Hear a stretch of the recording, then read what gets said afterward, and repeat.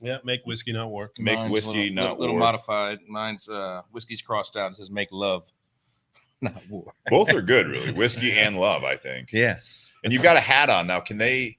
I'm just kidding. Can they buy that hat, Tony? They cannot buy this hat. It's a Oh. one-of-a-kind hat. Wow. Only I have one. I'll auction it off here soon. Perfect, Wonderful. perfect. How do I get one of those? You can't get Can one. I start a company and get one of those? You No. did start a company. but Oddly somebody enough, made no. a hat. I still can't get a hat from Without my own you. company. Turns out. But if you guys want some of the stuff from us, you can get it at myjack.com/bourbonandbs. I'll ship it to you guys. You guys do sell in the distillery and the other location, correct? Yes, Correct, You yeah. can buy this shirt in the distillery currently, and I think that shirt's coming in stock soon. So. Yeah, Okay. that's our upcoming Pride shirt. Yeah. And then this is standard. Yeah. Make whiskey, not war. Can they get those online, or is that all through No. the store? No, it's just all through Okay. our two retail shops in Nice. Gahanna and the original in Grandview. Nice. Very cool. We've got listeners from all over, whether it be live or elsewhere. So if you guys are interested, hopefully you make it to Columbus as of now and get some of that swag and also these products, which we're going to talk about. And we'll just dive right in. I mean, Adam, you were on before with Rudy. Yeah. That correct. was 2 years ago. August 2020. Yeah, Jesus. that was during Episode COVID. 131. That was a while ago. Yeah, Yeah. so half a podcast ago. Half the That was podcast ago. that was when we were figuring out how to do this StreamYard thing where you have all this stuff. We were only 6 months into doing the StreamYard. Jeez. Yeah. But yeah, kind of that was a fun episode. You guys were remote, obviously, but things have been going. Yeah, things have changed a lot since Yeah. then, right? So that was, I would say so. I think we tasted through at that time. Double Oak was just coming out. Yep, I think that was the feature. Yeah, I think it was batch 2, maybe. I don't know. I just remember that it was like this big, like when Rudy dropped him off at the time, he was like, "This is kind of new and secretive." It's Yeah, coming that was out type the thing. start of Double Oak. We have that in the I like your term whiskey war buffet this evening that we have here. Yeah. I always try to make sure I provide whatever everybody wants. So yeah, we originally did some Double Oak. So since then, that was 2020, right? So a couple updates. The biggest thing, I mean, obviously we've been growing a lot. In 2021, the green label here, this one right here, we won Best Blended Whiskey in America at the San Francisco World Spirits, which was huge for us.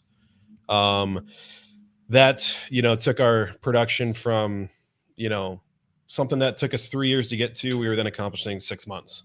So we went from, producing about 12 batches the first 3 years of production of that product. And the next year we produced 23 of them. So Wow. That's what an award like that means to, a small distillery like us, somebody that's local and craft. Next to it is the Double Oak Batch 7. That's the most recent one that we released. Double Oak Batch 7 is sold out at our liquor stores, but if you go into ohlq.com, you can still find a few. You say even at Carfagna's, there might be a few bottles left up there right now. Yep. But those just ran out this past month. And Batch 8 will be out probably July, August time is when the next rounds will come out. And then finally, in this first 3 that we're going to taste through, we have Whiskey War Double Oak, which is what won Best Blended Whiskey in America in 2022. It won what? Best Blended Whiskey in America Wow. again. So we won back-to-back Best Blended Whiskey in America, which has not happened in any of the 50 categories that they have. We were in wondering like about 5 How years. many categories there were? Yeah, so this past year, Yeah. there was 50, I think it's right around 50 categories, and there was over 5,000 spirits that entered for those Wow. 50 categories. Okay.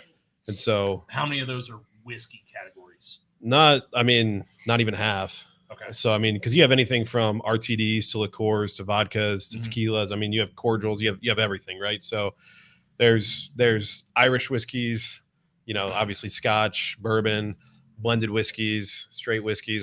So there's probably a dozen different whiskey categories that you can win. And I don't know the exact number for sure, Did but you guys go out there?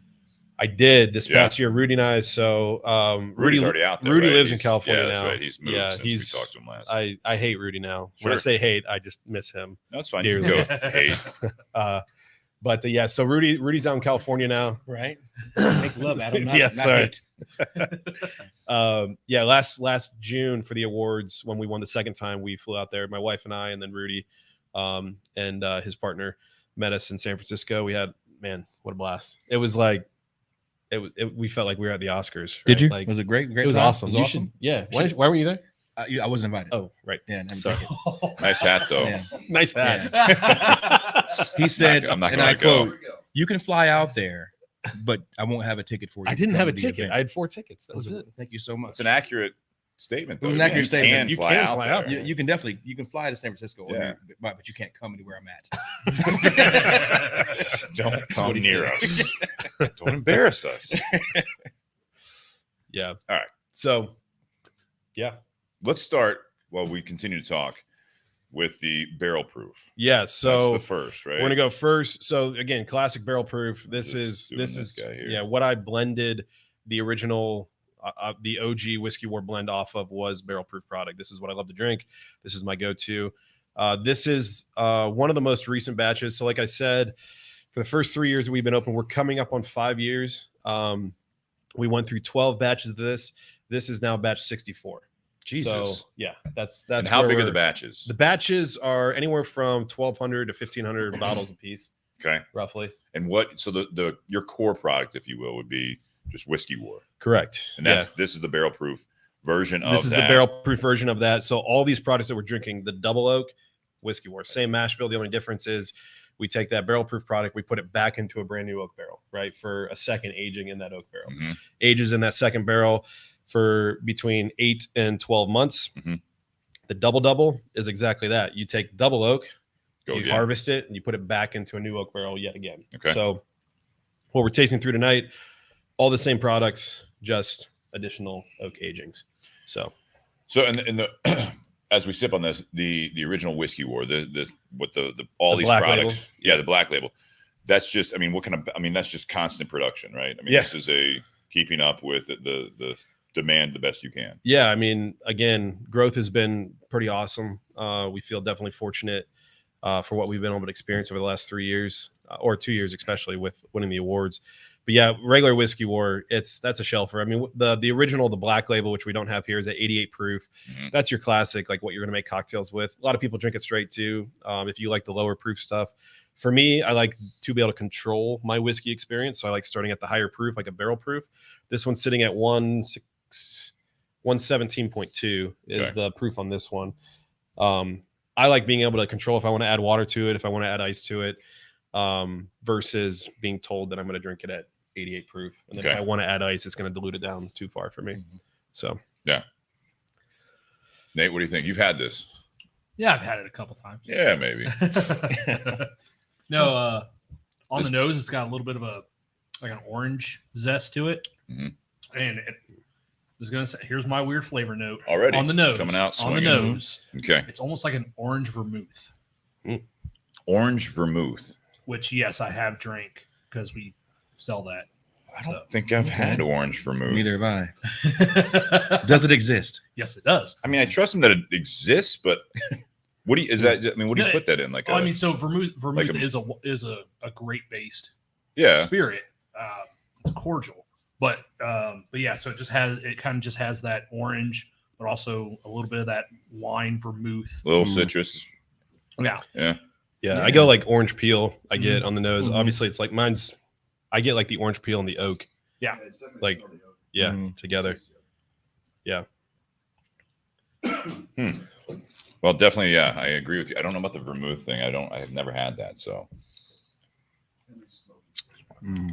Well, I'll tell you this: I like this a lot better than the orange vermouth. that makes sense. I mean, I would assume, I would hope. Tony, what about you? I mean, you've been with you've known Adam for, Very long time. yeah, you said what, 20 some years, It's about right? 20 years. About Yeah. 20 years. Too long. And so you there. Well, good thing you work together Yeah, yeah. now. So you don't have to we be never friends. see each other. Yeah, it's good. Yeah, It's we good. never see each other. It's evolution of a relationship. It's good. But have you always liked whiskey? Have you always liked, I mean, I don't want to say always like drinking, but you know what I mean? Like, is this like, Yeah. is this like a hobby? Is this something that you guys just like did together? And then you're like, hey, you know, I can, Kind of. Get So into it was this. growing up like African American, right? Like drinking in my family was like you just took whiskey and you mixed it with something, right? okay. Yeah. So it wasn't really a neat drinker, right? It wasn't until I got to college, started hanging out with people like Adam, to where they bring out a bottle of something like, oh, we got some whiskey. I'm like, cool. Where's the Coca-Cola? Yeah, don't put it Yeah. in there. You know, Let's just- Yeah, let's- no, oh no, I we're get not it. mixing I this. get it. Oh, so like it was then when I kind of started, all right, these got some flavor notes, things like that, and started like, kind of experiencing like, how whiskey is meant to be drank. Well, certain ones, I should say. And it kind of started from there, and then just grew as like hanging out with friends, and it was something you just kind of did and became part of like, the everyday of, I should say every day, but the everyday of hanging out with friends, right? Sometimes. Yeah. So No judgments here. I think this has a big floral finish. it does, yeah. It's bright, I think. Finish is very floral, like a flower type of floral. This batch specifically too. It's very good. 64, you said? This is 64. So right now, when we first launched Whiskey War in 2018, it was around 2 to 2.5 years was the blend average for the age. Now we're at 4+. So we're committed to everything that goes into Whiskey War being at least 4 years old.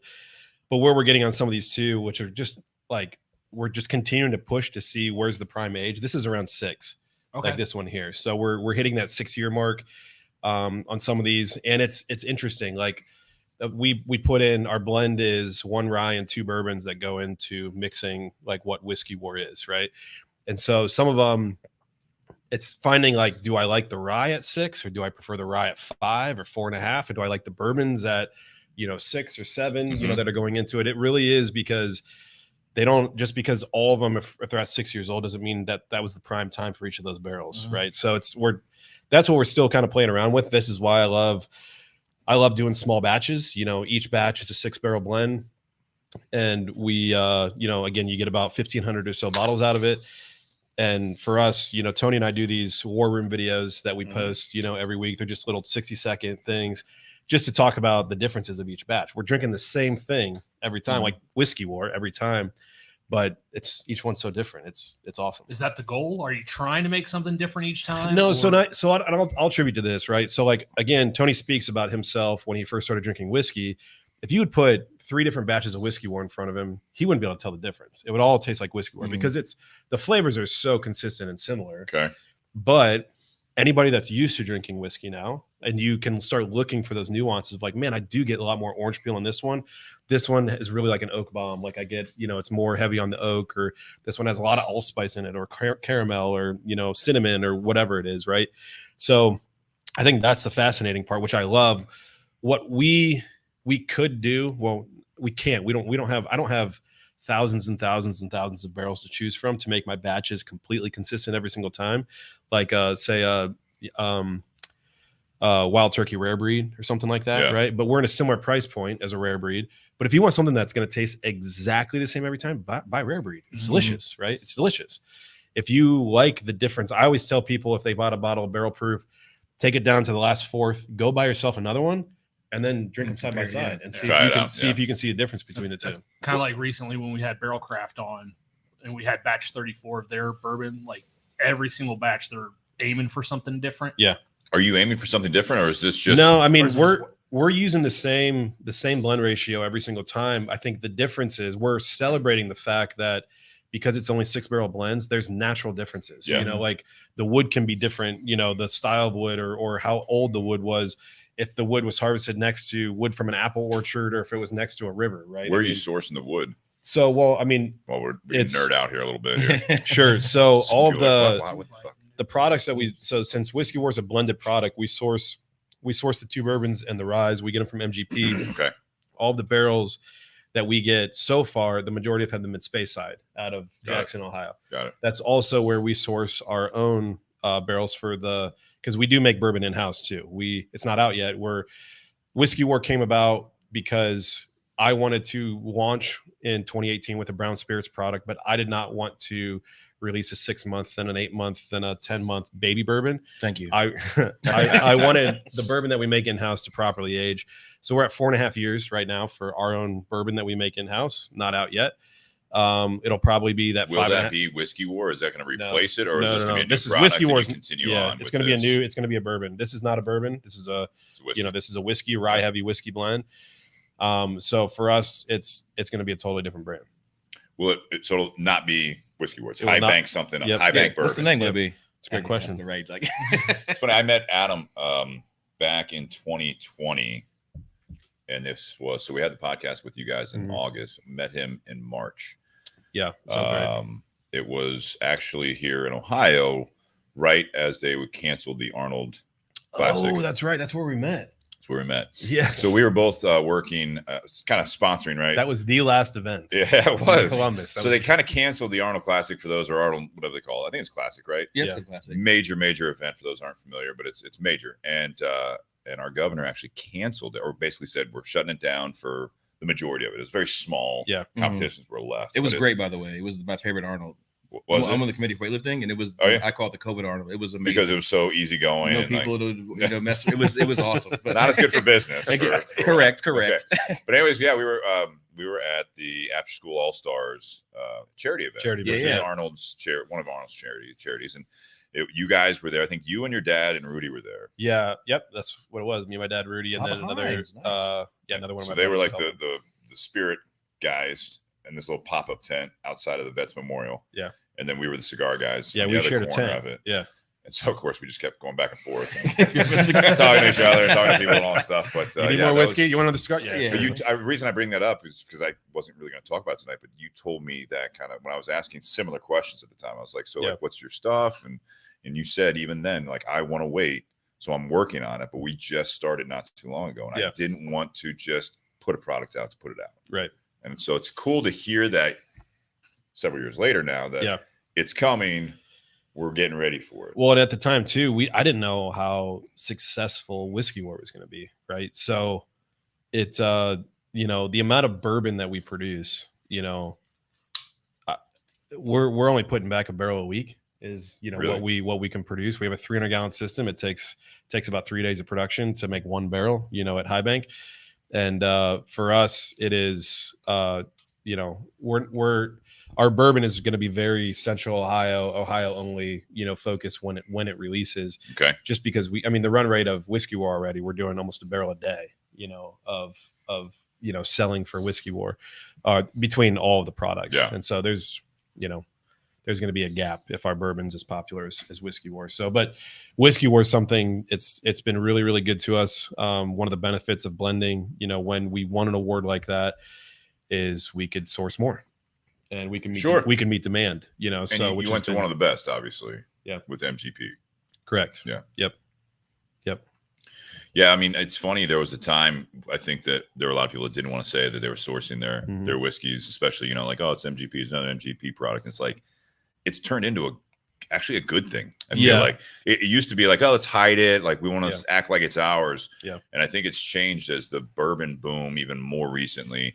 Agreed. Like, people learned more about it. What I mean? It's people buy for different reasons. Yeah. When we launched 5 years ago, that was one of the things. I'm really big on honesty. And so from the start, we put on the website when we launched, people were posting, they were reviewing us. They're like, Whiskey War's good, but I hear it's not even their own juice. And I would literally be the personally responding, say, here's the link on our website that tells you it's not our own juice. I'm not hiding it. No. This is where we source it from. We do, 2 bourbons and a rye. That's the blend. Because the difference is, one of the things that I think a lot of brands do, they will source from MGP. They'll source one product, one barrel, right? Then just blend those same barrels together and release the product. There are so many exact same MGP products out there underneath different labels. Sure. It's insane. Yeah.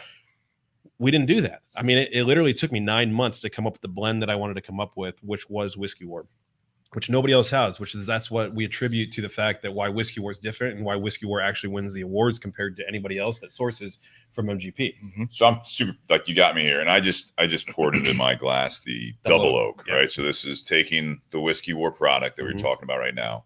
Then you put it into, you guys have the barrel proof, right? And then now this is getting finished in another new oak barrel from Speyside. Yeah. At barrel proof. At barrel proof, we do a char level 3 with a hand toast. So you get that nice caramelized sugars from that hand toast that happened in that barrel. That's why it only needs, another, on average, it's probably about 8 months that we do the second aging for it does change it a lot. Yeah. You're absolutely right. And this, we do, once it comes out of the barrel, we proof this down to 100. So this one is 100. The regular double oak that everybody I think poured right now is at 100.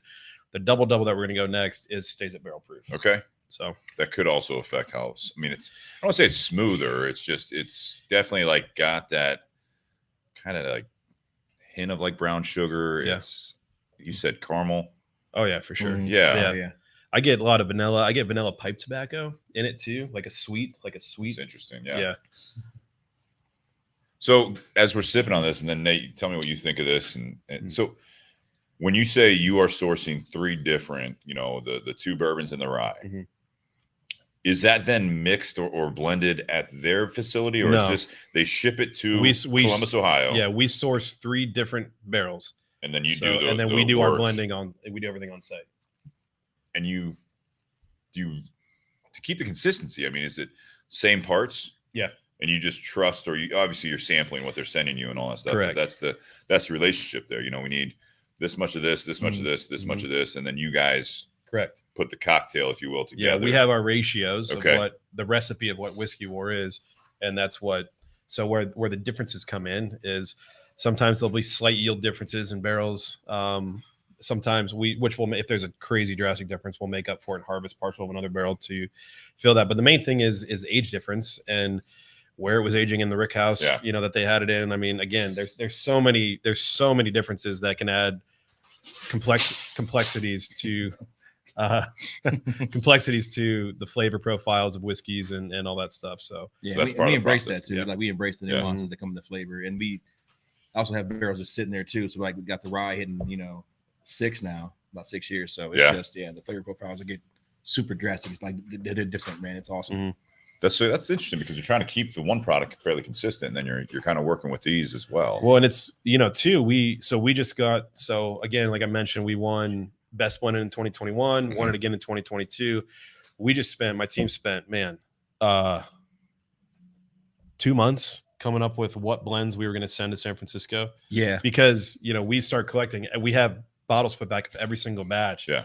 And it was a process of sitting down, which one are we going to send? Because there's so much pressure for us right now of like, can we win again? Right. Yeah. 3-peat, right? 3-peat. We had homework. We had to go home with. I did. I sent my teams home. I would take little 200 mils. I'm like, this weekend, drink it all. Okay, side by so side, on the blind weekend. taste it. Yeah. It's on the weekend. So I had a spreadsheet, and I would drink during a show. I'd eat something, and I'd write down which one won. Yeah. And I kept doing it blind. I had like little labels in the bottom of my glasses, so I could like check and see which one Did won. you like seashell game yourself, or do you have an assistant like at home? So I would pour and then mix them up, and then I had a sticker on the bottom of the glass that said what number it was, and then I would pick that one to win, and then I would write it down, and which one won the most, I would. And we'd all be texting each other. We have a group chat for High Bank, and as soon as one person started drinking, the other person's like, "Shit, okay, I'll get mine out." And then there's like, "Fine, I'll get mine out too." So we'd all just like, it's a long weekend. Go through and start drinking them. It was a horrible weekend. Sounds terrible. Hopefully, you guys didn't have much else to do that weekend. It's nice when you can work through the weekend that way. You know what I mean? Okay. Yeah. It's really riding me this weekend. I got to take my work home with me. Yeah, I tell my wife I got to work, and then she's like, "What are you doing? Why are you drinking whiskey?" I'm like, "I am working." I thought you had to work. Yeah, I am. There was a question here. I'll put it up here on the screen. Will High Bank bring out a straight rye whiskey blend? I'm sure you get that question. Yeah, we have no plans yet to do any sort of a straight. And we have some. Yeah, no. The answer is no. Not yet. Not saying never. You got that Ohio no. Yeah, no. Yeah, no. Yeah. What I mean is, there's a difference between no, yeah, no, yeah. Jason, no comment as of now. They're just here so they don't get fined. Right. It's all right. No, I like that. The interest is there, obviously, when you're messing with, rye is one of your ingredients in the core product. Rye is, I think, a trickier one for a lot of distilleries because when you do that, I don't want to say it's a little more difficult, but it's a different audience. It is. It's kind of polarizing, right? Yeah, for sure. Yeah. I'm not going to blend most, I could blend a straight rye if I wanted to start sourcing other straight ryes other than outside of MGP, or else I'm just going to be a straight rye like everybody else is straight rye who buys from MGP, right? Right. So that was the whole reason of why, like, I love MGP's rye. If you ever have had Bullet Rye, that's MGP rye. That's what it is. And so there's no point in doing it unless I can make it different. And to me, feeling like I can bring complexity and upgrade it, and for my palate at least, right? Not just to do it. You're not saying just to do it. I'm not just going to do it just to do it. So I mean, there's obviously like a grab there, and to let people decipher, like a Jason who's interested in checking that out, and then they no. try it and they're like, yeah, it is good. Yeah, I mean, but I'd encourage, because this is rye heavy. If you like rye, grab a bottle of Whiskey War Barrel Proof and give it a try for sure. I like this double oak. Mm-hmm. I think the thing with you guys, for those of us especially that are more local, that you can get to the distillery and you can get to the other location to pick this stuff up, or when it goes on sale online only, right? Some of these will, but you still have to pick it up, right? You guys do not ship. So it's the fact that you want to, it's better than like the one single barrels that once it's gone, it's gone. I mean, you guys do have a decent yield on some of this stuff, but it is tough when you fall a little bit for a product like this and you're like, I'm waiting for the next one. I'm waiting for the next one. If you don't get it, then you have to wait again and all that stuff. I mean, is there ever a goal to make higher yields of some of these, or make it a regular production product? So, I mean, I would love to get regular double oak to a point where it's a shelfer. That was our attempt last year. You know, we put, I put enough back to I think we produced almost 12,000 bottles of double oak from August until December. And like I said, they all sold out. So there's still some floating around OHLQ liquor stores, but from what we had on site, what we had available to sell. And I mean, I bet there's less than 20 cases left, you know, across the state right now. Yeah. And they're in the outskirts too, right? They're like, if you really want to find them, go to Cincinnati. There's probably 5 stores there. There's probably 5 stores in Cleveland. Carfagnos, you said, had some. That's the first that I've heard in Columbus that might have some. I'm sure Nate might post that tomorrow on the Bourbon and BS community page if they do. Yeah, I'll check. Who knows? It might sell out tonight. Yeah, but so, you know, learnings with that. I'm just trying to put more double oak back. We'll have enough for what we put back this time. We'll have enough to do almost 20,000 bottles for next year. Still probably not going to be enough. It sounds like a lot, doesn't it? It sounds like a lot, but it sounds like a lot. Yeah. Yeah. That's a big yield, I feel like. Yeah. Yeah. So good problem. And, you know, absence makes the heart grow fonder. Right? I know. So it's not the end of the world that whiskey. I would love it though if, you know, if it would last 8 months and was gone for 4, right? Like if I could get it to that 8-9 month where then, you know, end of spring, over the summer when it's hot and you're not drinking whiskey as much typically, then it kicks back in, you know, late summer, early fall. So you'd rather have there be some period of time where it's not available, so that way it builds up a little bit more interest when it does drop again? Possibly, you know, I mean, because I can understand that, because if something's available all the time and you never have to worry about going to a liquor store and not finding it. I mean, I know that is a fine line to walk. You don't know what the right answer is, right? Think about 6 years ago, people would walk in the liquor store and be like, oh, there's the rare. You know what? I see that every time. I won't get it this time. Yeah. Now you'd be like, well, you're a fucking idiot. Know, but I think I buy, like, I don't know, it's different price, but I think I buy currently in the last 12 months more Old Forester 100 than any other bottle, just because that's become kind of an everyday drinker for me. Yeah. And there's a couple others, you know what I mean? But it's because I know that I can kill that bottle and just go down the street to Kroger, for State Liquor, and buy another bottle. Well, and that was actually the inspiration for our double oak, was because for a shelfer that was always out there that I really enjoyed was Woodford double oak. Mm-hmm. Yeah. That was one of my favorites. You know, 90, 92 proof, whatever it is. $50, decent you know, price, like okay price point. You know, you could drink it, have fun with friends, and didn't feel horrible. You know, not everyone's had it too, right? If you have friends over. And because classically, I'm not a huge Woodford fan. I don't love all of the Woodford stuff, but their double oak was just amazing. Yeah. And so that's what made me try to create my own double oak. Right? That's cool. And so I like Woodford. Don't hate me. I like Woodford. I like Woodford. I do too. That I was just saying, that's a fine line to walk. Where do you want to have the exclusivity or the rarity of it, or do you want them to have it? Yeah, funny story too with Woodford.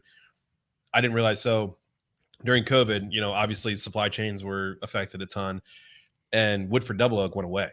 Like I remember for a period of several months, you could not find Woodford. And I remember finding it one day, and I bought 12 bottles of Woodford. Because it was literally something that I was like, if this is going away, if this is the next, you know, like unicorn thing, or people aren't going to have it, I want to buy my 2 cases of it now, and then I'll just milk it for the next 10 years. Yeah. Well, the reason why it was gone was because glass shortages. So Yeah. that's why. So then now right? Woodford's back, and I still have like 10 bottles just sitting in my collection. I'll buy one off you for a discounted price. Oh wow! No secondary selling. They'll on get, this. they'll get for drank. more or less. Yeah, they'll get drank. All right, I am going to Double. do double, which is interesting. You bring up the Woodford thing because it is double is only available at the distillery, if I'm not mistaken. For them. For them. That's what. Yeah. Yeah, For For us- you guys, and it comes in that 350 ml bottle. Correct. for correct. Woodford. Yeah.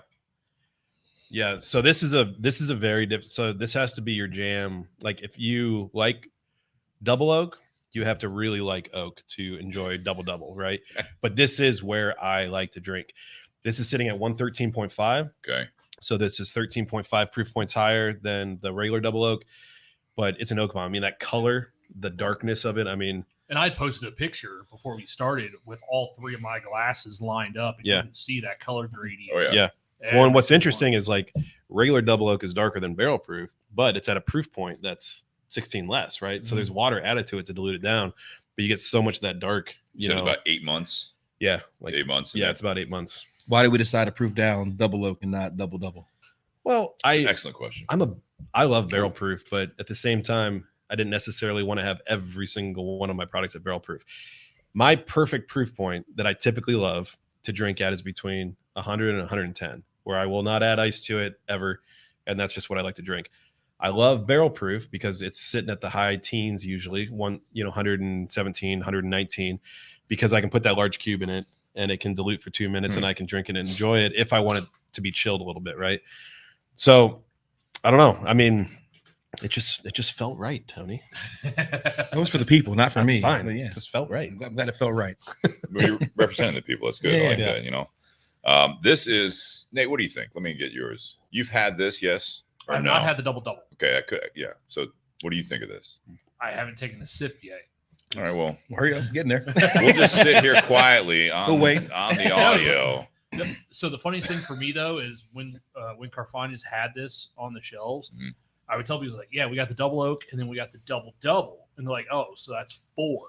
I'm like, "No, but I understand the Oh. confusion." I understand the confusion. Mhm. It's like, yeah, No, it was oaked. So triple They oak. oaked it again, so it was doubled, and then they oaked it again, so it's triple oak, but it's just double, but it's not 4. Math can be hard, and I understand that. That's, Oh, yeah. that's a tough thing.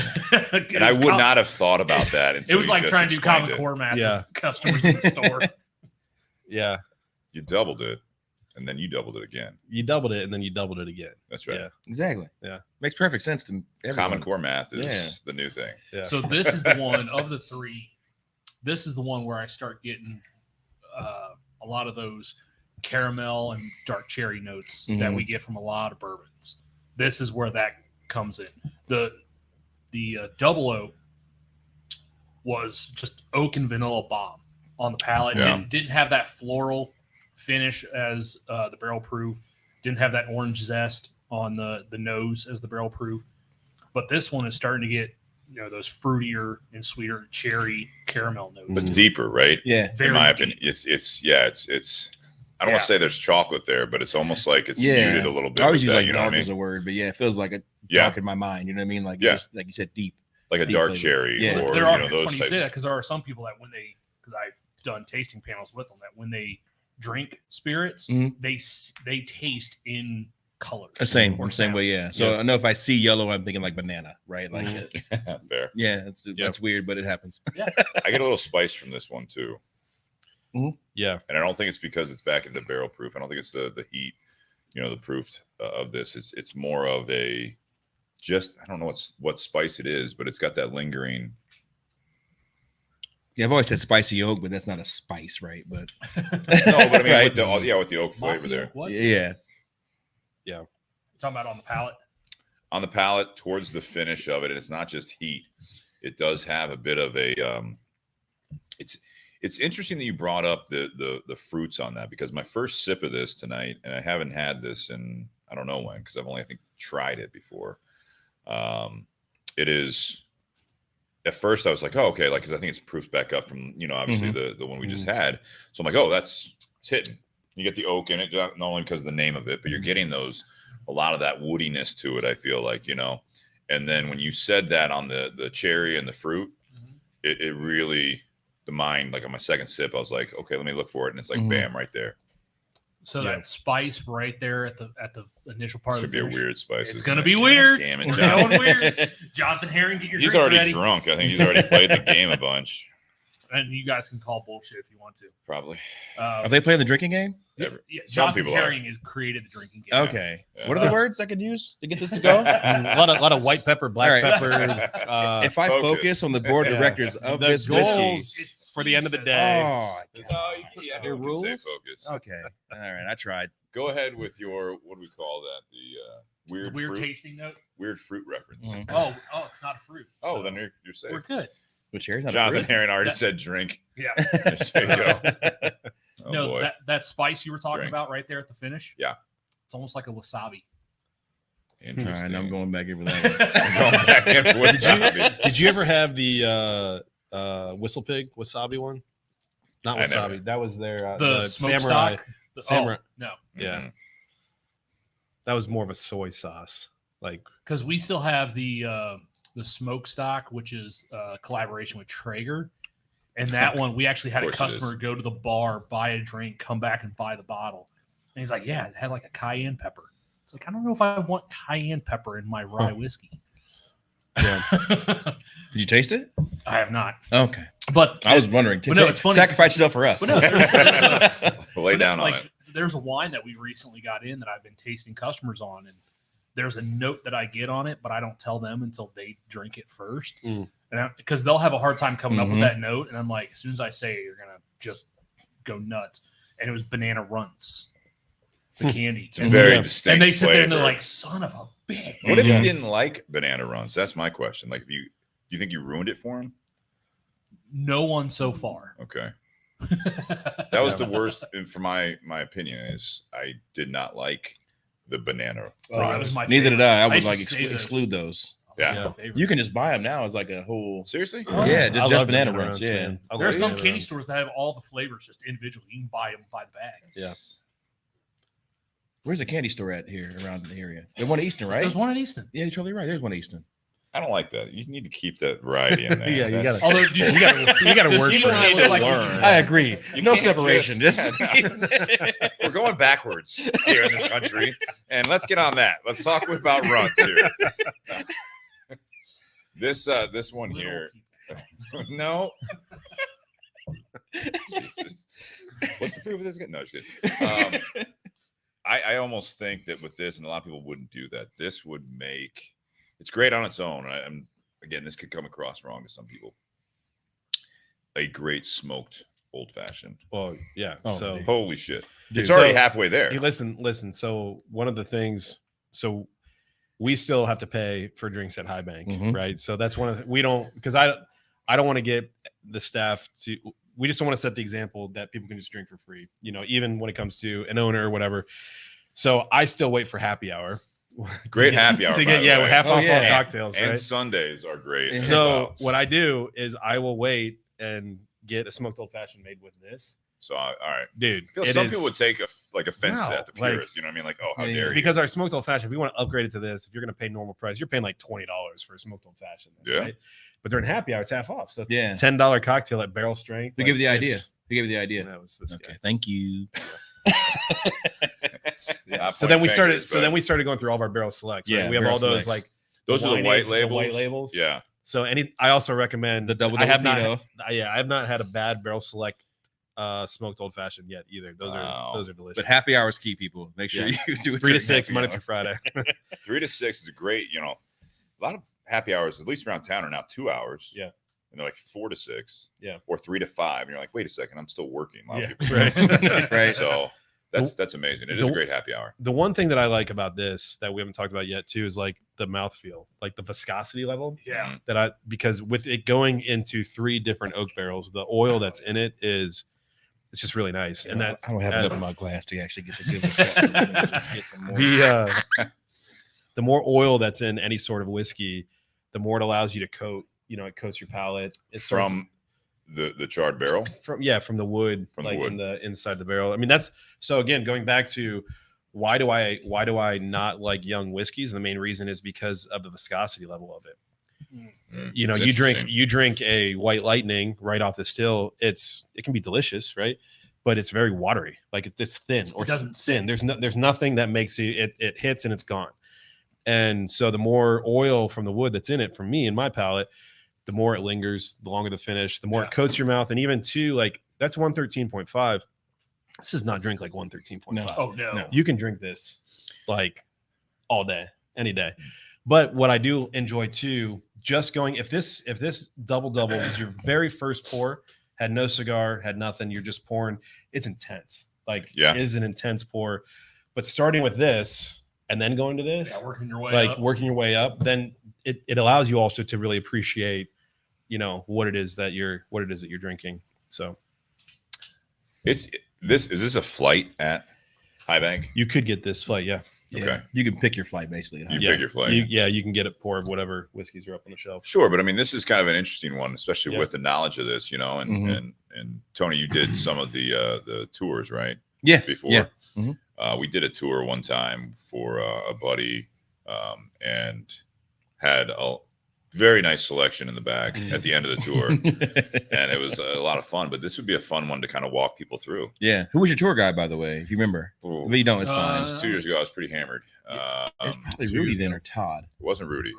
He had already left. White guy. Do you have glasses? Older guy. A little older. I don't know because Chris? No, Todd. It had to be Todd. If it had glasses, does Todd wear glasses? Yeah, Todd has glasses. The time frame was Sorry, Todd. I had bought that day the last of your guys' rum.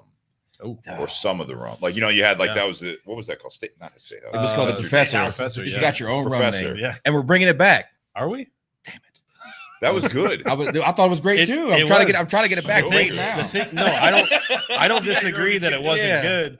I was able to get one tote of it. It was an excellent Caribbean rum, and I aged it in our whiskey ward barrels. I only had 9 barrels. That was it. Can we get some more? What's some more?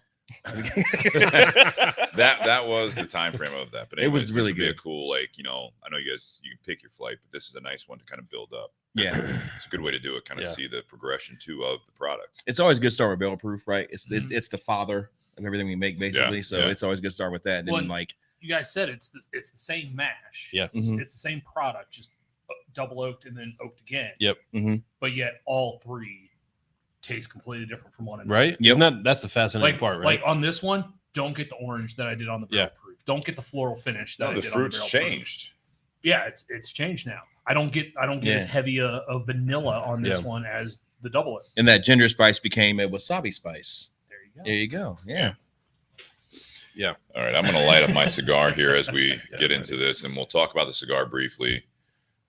You guys do smoke cigars. Yeah. I've done it like 3 or 4 times. So I'm going to ask Nate for help. All right. I'm a noob. I don't care. You need a lighter? I do. All right. There you go. Push up on that. So we're going to light up this cigar. It's Camacho Nicaragua. Kind of shift gears here a little bit. Camacho, quick history. We've talked about some Camachos on here before. It'll go off here. Camacho is owned by Davidoff now. Camacho at one point was owned by Christian Aroa, who we just recently had at the Smoking 10 event at Tinderbox at Easton. Christian and the Aroa family, they sold Camacho to Davidoff, worked with them for a couple of years, parted ways after there's another story there, but non-compete more or less was over. And so Camacho was completely rebranded. They took giant ass labels with a very bold label and scorpion on there. They tried to make this bold. And then they talked about the infamous since 1962, which is when the brand was actually technically born. They kept some of the tobacco the same at first, and then they switched it up as they parted ways with Christian Aroa and basically started trying to duplicate some of the blends. Some of them they claim are original. Didn't Christian make actually grow the tobacco that was in the originally? Camacho? And some of the fields and some of the fields, the factory, and all that stuff. But not getting into that story tonight. The Nicaragua is actually a newer blend from Camacho, and oddly enough, what I found kind of interesting with this is that there was a time that our rep here in the Midwest they asked me to do this, like one of those like training courses that they, because Davidoff is a big company, put a lot of money into furthering education. So it's one of those things where you're clicking through all this stuff. And Nicaragua, everything else, they've got a Connecticut. They've got Criollo, which is now discontinued. Corojo. They have like a triple Maduro. They've got all these things. And of the core lines, Ecuador. Triple Maduro. Of the core lines, it was like whatever's on that band, that is the wrapper leaf.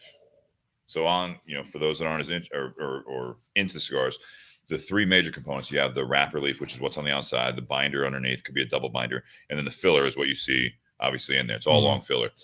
But they were like, yeah, the Connecticut has a Connecticut wrapper on it. The Criollo has a Criollo wrapper on it. The Corojo has a Corojo. Nicaragua is included in that. And I even had to correct the test at the end of this little seminar thing that I was on, because it says, all of these are the wrappers compared to the name of it. And I said, no, and I got it wrong. So you think the Camacho Nicaragua would have what? You would think it would be a Nicaraguan wrapper. One would think a Nicaragua wrapper. I'm guessing Ecuador. It's an Ecuadorian wrapper. Habano or Sumatra? I'm going Habano. They don't even say. Oh, just Ecuador. Honduras binder, and then there's Nicaragua in the filler along with Honduras and Dominican Republic. I'm not saying anything about the cigar itself. I just I was promised a t-shirt. I never got one. That's all I'm saying. That sounds par for the course. I like Tony. I'm not saying. I'm just saying. Yeah, right. Like I just want it to be known. Yeah, listen. Was promised a hat, didn't get a hat.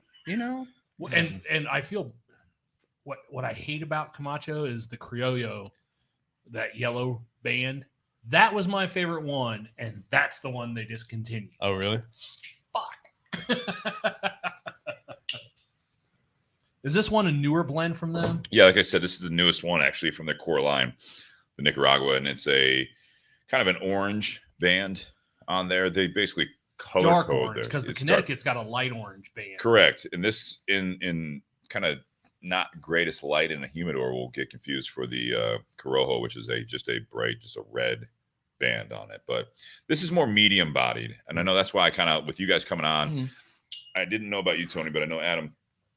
You did. I forgot. You reminded me. You did smoke because you were outside on the remote one. We got you guys cigars, and but you're not a regular cigar smoker, so I didn't want to go anything too heavy.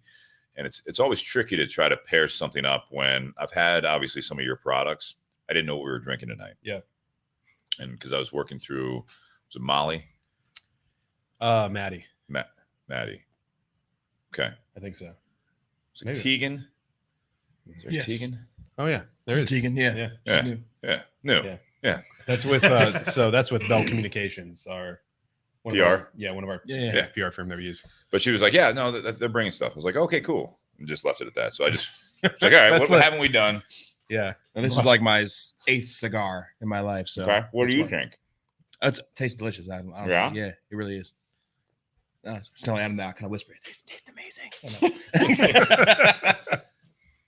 Nate, you've had this? Not much, if I have. Okay. This isn't a blend. So typically, if I was going to smoke a Camacho, I was either going to the Criollo or the Triple Maduro. But the only reason I smoked the Triple Maduro was actually to smoke it side by side with the Aroa CBT. So this is a very full-bodied cigar from Camacho. It's the Triple Maduro. Yeah. It's one of those that if you smoked it on your lunch break, you're going to regret not eating lunch. Because the shop I used to work at, we had a guy come in because he worked downtown. Yeah. He walked into the store. He's like, yeah, I decided to spend my lunch break, come down here, grab a cigar. And this was when Camacho, they'd already been sold at Davidoff. But yeah, he got the Triple Maduro. And he's like, yeah, I'm going to have a cigar for my lunch break. About 30 minutes later, he goes, that was a mistake because now I don't feel like eating anything at all, and I got the sweats. And he's got to do another half a day work as well as walk back downtown. Yeah, Triple Maduro's something. A weight loss. But no, like I love the weight loss. Yeah, yeah. So what you're saying, that's alcohol, diet. caffeine, and nicotine. Perfect. That explains why I've lost so much weight lately. Congratulations. So Monday was the first time. Nate's weight loss plan coming out soon. get a job where you're on your feet all day. Oh, I thought it was something. Yeah. Well, there's that too. No, Monday I weighed myself for the first time since sometime last year. Yeah. And I'm down like 20 something pounds. Congratulations. That's awesome. Cigars and bourbon, guys. Yeah. That's it. Yeah. But like today I had lunch with my mom and I was like, yeah, I stepped on the scale Monday. I was 214. She goes, oh my gosh, you need to try and get that down to 190. And I was like, you do realize last time I weighed myself, I was 235. So Thanks, Mom. I'm down 21 pounds. Like, Did you say I love you too, Ma? Right? if I did, it would have had a very sarcastic tone. No, I get it. What questions do you have about this cigar, Tony? Questions. That's a good question. Well, or Adam? So your comment of a flight of cigars is interesting to me. Will you actually literally have multiple cigars lit at once that you'll go back and forth? No. I won't smoke multiple cigars at once typically, but I'll go back to back. Got it. I'll do that. I have done multiple cigars at once. That was basically more or less doing a blind taste testing. You know, you're tasting a cigar, no wrapper, or no band on it, so you don't know what the cigar is. But then you smoke another one, and then you go back to like you're smoking a quarter to half an inch. Okay. Of each cigar. Steve did that years ago when him and Brian, the owner of the Tinderbox, I'll show you a picture here. Went down to Florida and they were working on the blend for the BS Silver. Yeah. So literally you have these puros. No, these weren't puros. Or no, not puros, but all these blends. These were blends. And you're smoking just a little bit of each one, but you're smoking like 10 to 15 different ones, trying to figure out which one has the right flavor profile. This was towards the beginning of the evening, and there were 4 of us smoking. Oh, wow. Showed him an ashtray with Eric. That's Eric Espinosa, who does the silver, and this was our blending process. And basically, we started with 5 that they had picked for us, and then Hector, who was on the podcast 70 before. Cigars. I would say we had partials of anywhere between like 25 and 30 some different cigars, like, and you'd smoke about where you're at, right? Yeah. So you get even already, you guys not smoking very often, you know, like you get like kind of a grasp of where the profile could go, right? Yeah. So that's my question for you. So I know Sure. nothing about cigars. So as far as like mild and like the type of cigars, like what makes it that kind of, I don't know, profile? Yeah, so it's everything. So with you guys, it's interesting. I was at a tasting with Eddie Russell, and I was with a bunch of kind of bar and whiskey people, more on the alcohol side. So I asked the question about the grains. You know, where you like, does it matter, or do you like, how have you guys developed where you get the ingredients for the mash bill? Mm-hmm. Because I feel like in the spirit industry, it's all about what is the mash bill. It's not about where you're sourcing it most of the time. It's not about, how do you keep that quality? Do you develop the relationships? With cigars, it's more where the tobacco is from, what seed of tobacco. Like there's different types of corn, right? Mm-hmm. There's different types of tobacco, right? So there's the different seeds. That's like the Criollo that you heard with Camacho, and then also Corojo. Those are 2 different seeds of tobacco. So that's part of it, where you plant it, obviously the soil and everything, just like with the grains, right? So Ohio corn is going to be a little bit different than, say, Indiana corn or somewhere else, or a different part of the country if you grow it. But that's going to be a big part of it. Like rye that's grown in Pennsylvania versus rye in Canada, it will have different characteristics, and there's different types of rye. Yeah. So that's part of it. And then also it is kind of where it comes off the plant. Mm-hmm. So with tobacco, sometimes people don't think it all the way through that with cigars, it's 100% tobacco. So every aspect of it is tobacco. So off the top of the plant would be what they consider typically Ligero, is what they call that. Okay. The top couple primings, the top levels, that's the strongest, getting the most nutrients from the sun. Then you go down to, and that's going to be the strength in nicotine.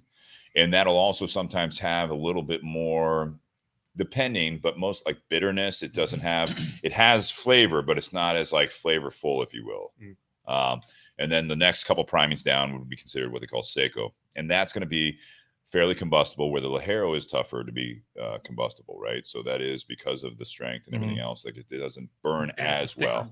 Thicker, stronger, hardier. Seco is kind of that best of both worlds a lot of times. It's a lot of that flavor.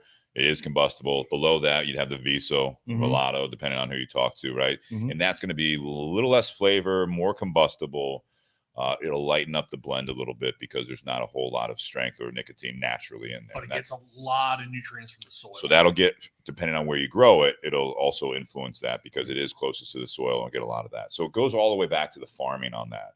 And it is just like a recipe with a mash bill. Yeah. They do their version of aging.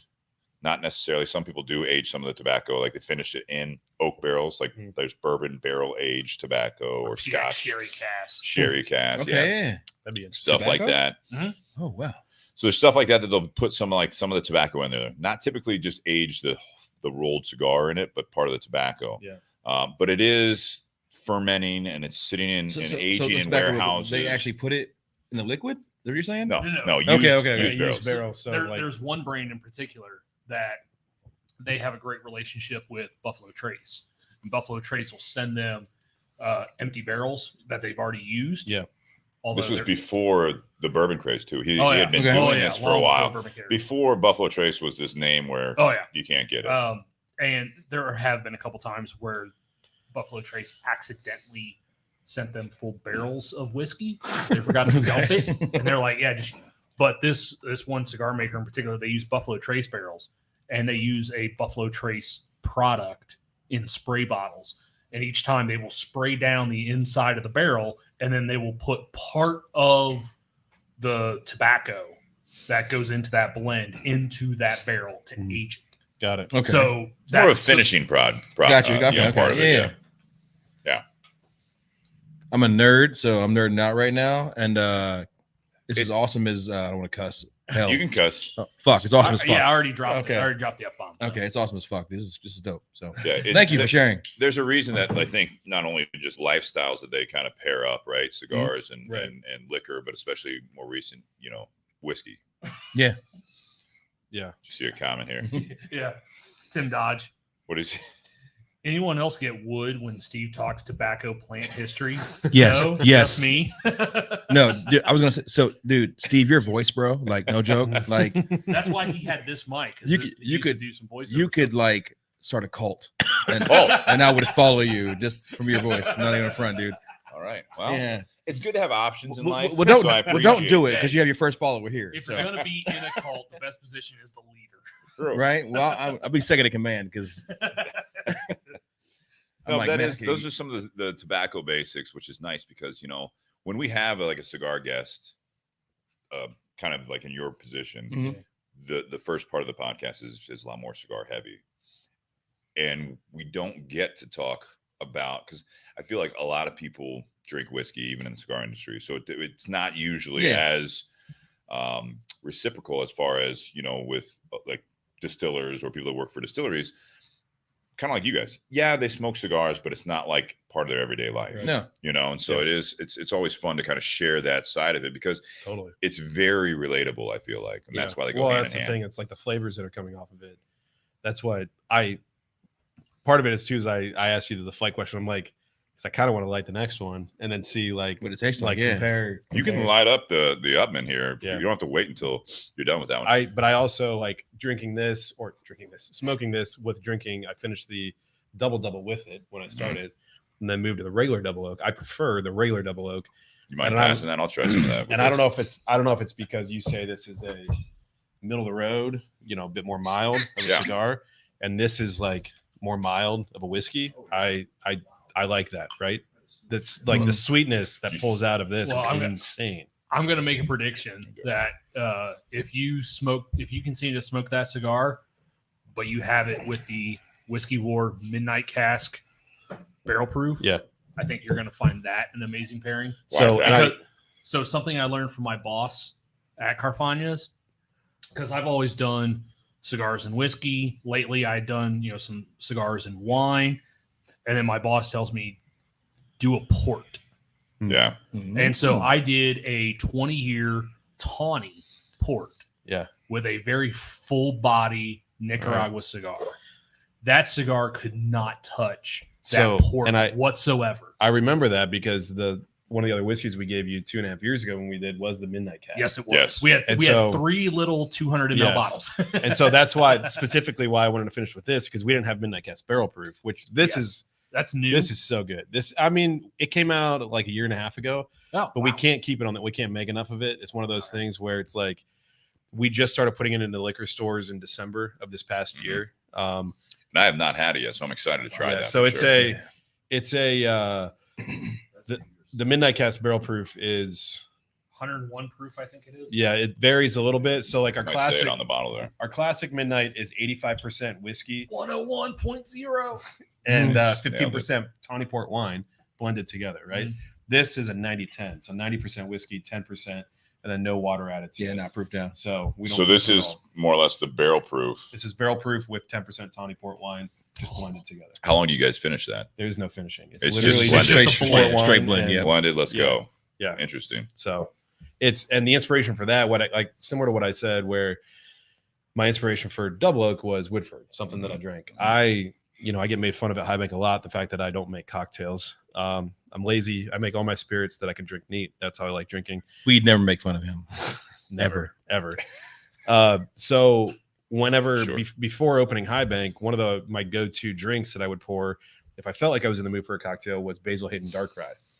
Yeah. Okay. So, and then Basil Hayden Dark Rye is a blend of Kentucky straight whiskey, Canadian whiskey, and port wine. Mm-hmm. So once I started High Bank, I was like, well, screw it. Let's see if I can make my own version of Basil Hayden Dark Rye.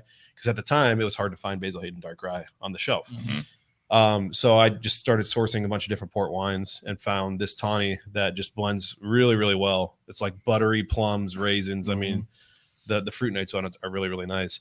Yeah. So that's where that's one of the reasons why my boss has suggested to me to smoke a cigar with a port, was because a lot of ports, even though they tend to be very heavy and sweet, they're also very clean on the palate.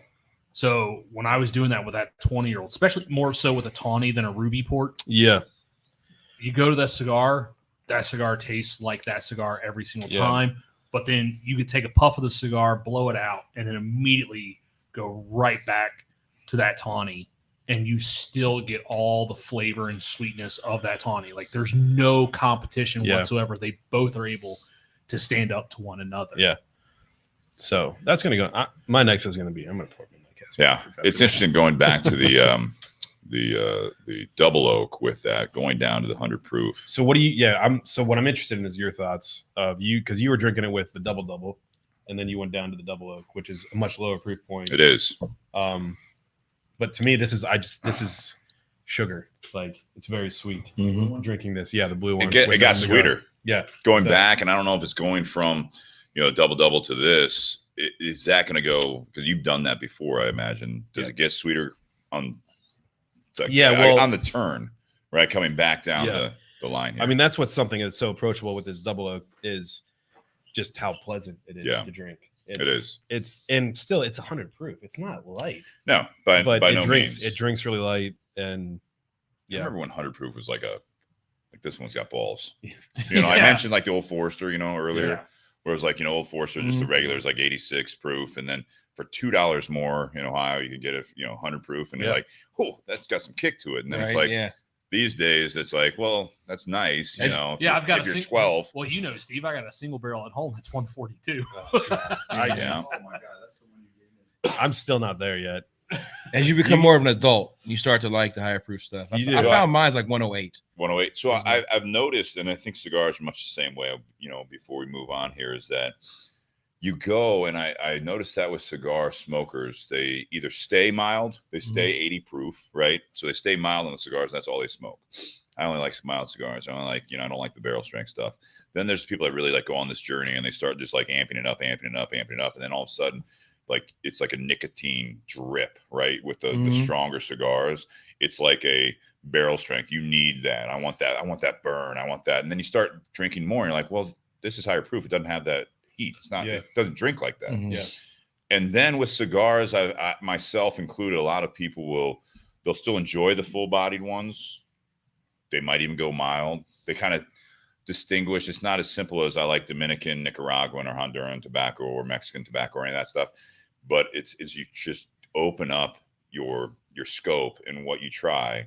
Sometimes I like barrel strength, but I don't just like barrel strength because it's barrel strength. There's some barrel strength bottles that I'm like, no, that's just not for me. Yeah. And then there's other ones that, it's like 100 proof. I'm like, that's super pleasant. We sometimes will play the game where it's not just a blind taste test. It's a blind taste test, but like, tell me what proof you think it is. Oh yeah. Sometimes it's real easy. You just you nail it. Mm-hmm. And then there's the bottles you're like, fuck, I don't know, like 112, 114. Yeah. 95. You're like, fuck. High Or Bank- vice versa. High Bank throws me off because our other stuff is pretty smooth. Yeah. So now I guess other bottles will be totally off because of it just tastes. Every time we do a blend, we'll taste it. Like we'll dump it into the tank, we'll mix it, we'll all grab it, and then we guess. We see who we guess the proof on it. And here's the thing, man. My team is excellent. We're all usually within a proof point of like. Now we know, but Steve's usually pretty good. We know it's going to be within a 112 to 122. But we can tell, is it on the lower end? Is it on the higher end? And we'll start going, 0.5, 0.25s. Yeah. And I mean, there's usually two of us that get within 0.2 of like where it's actually at. So we train every day. Yeah.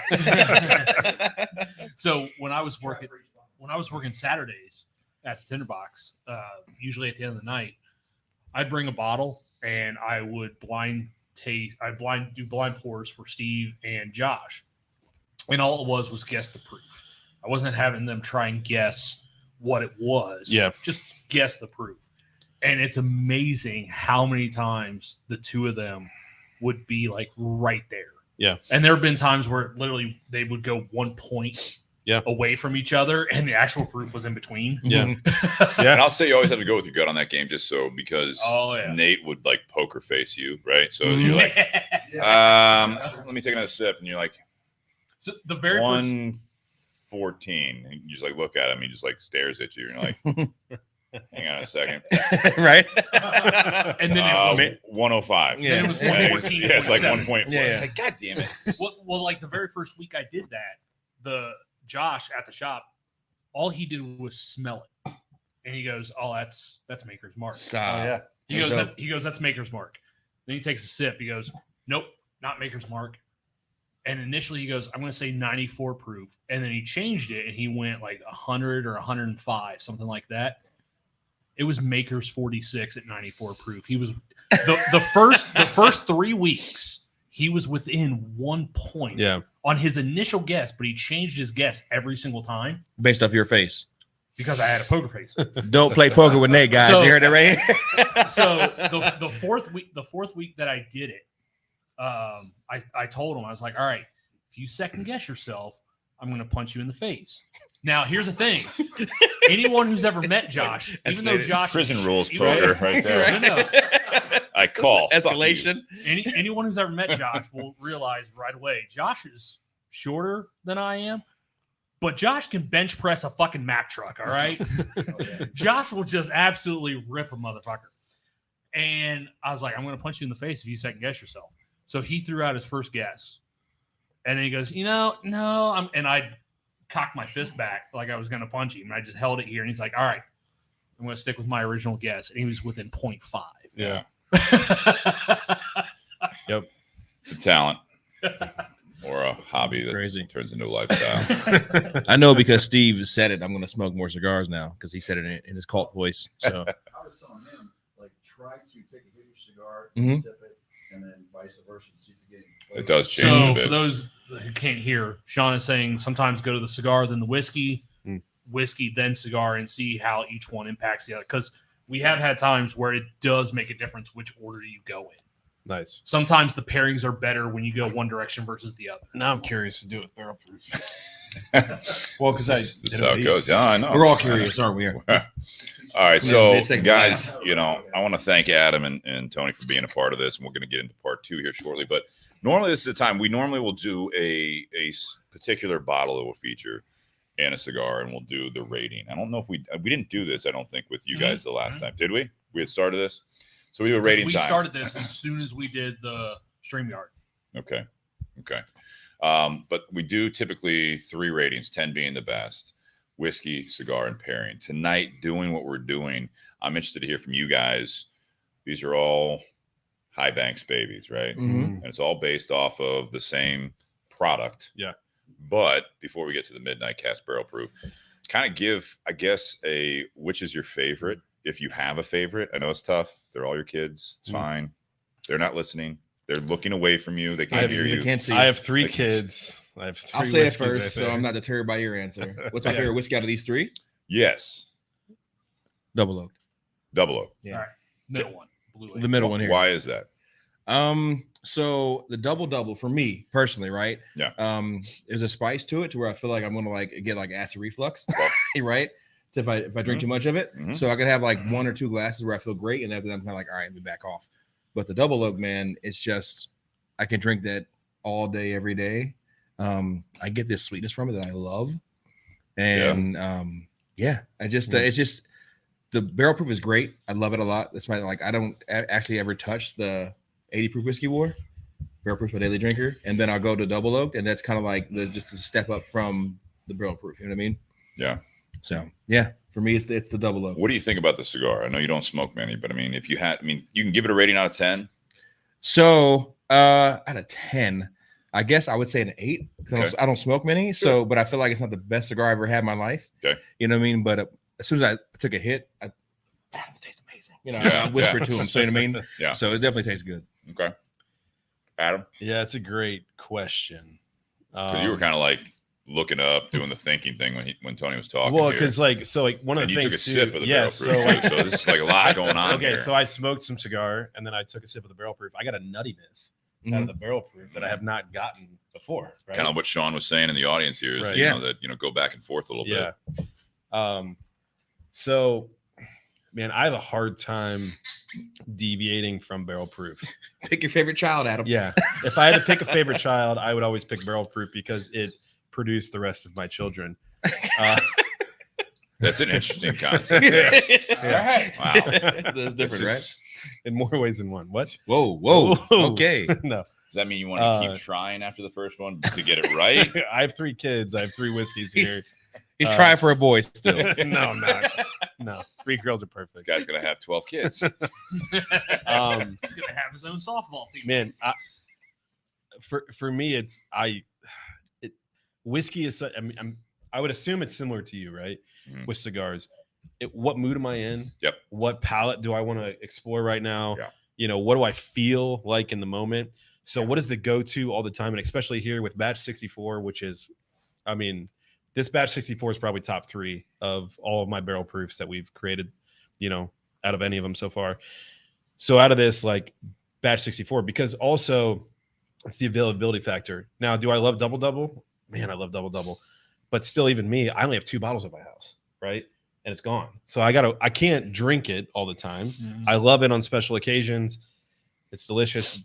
Double oak is always a go-to, like especially if I want something lighter, bigger, batches, right? Yes, where it's like I have plenty of double oak at my house, and I can drink it when I want, but it's definitely like a lighter pour. Yeah, so it depends on the mood that I'm in on what I want to drink. Tonight, what I'm most impressed with, honestly, just that last sip of it'd be the regular barrel proof for me tonight. Quick side question with that. So you say 64, batch 64 of the barrel proof. Is it? It's on the side of the bottle, right? Mm-hmm. You guys put it. It's almost like it's just a right there, cliff, like a little source there. Like next to the barcode. Yeah. Now is that a plan to try to seek that out going forward? Do you try to like search for 64? Are you trying to find consistency, I guess, with the barrel proof? So as a consumer, I go in there. Will there be a time where you try to if I'm going for the barrel proof, I don't have to necessarily look?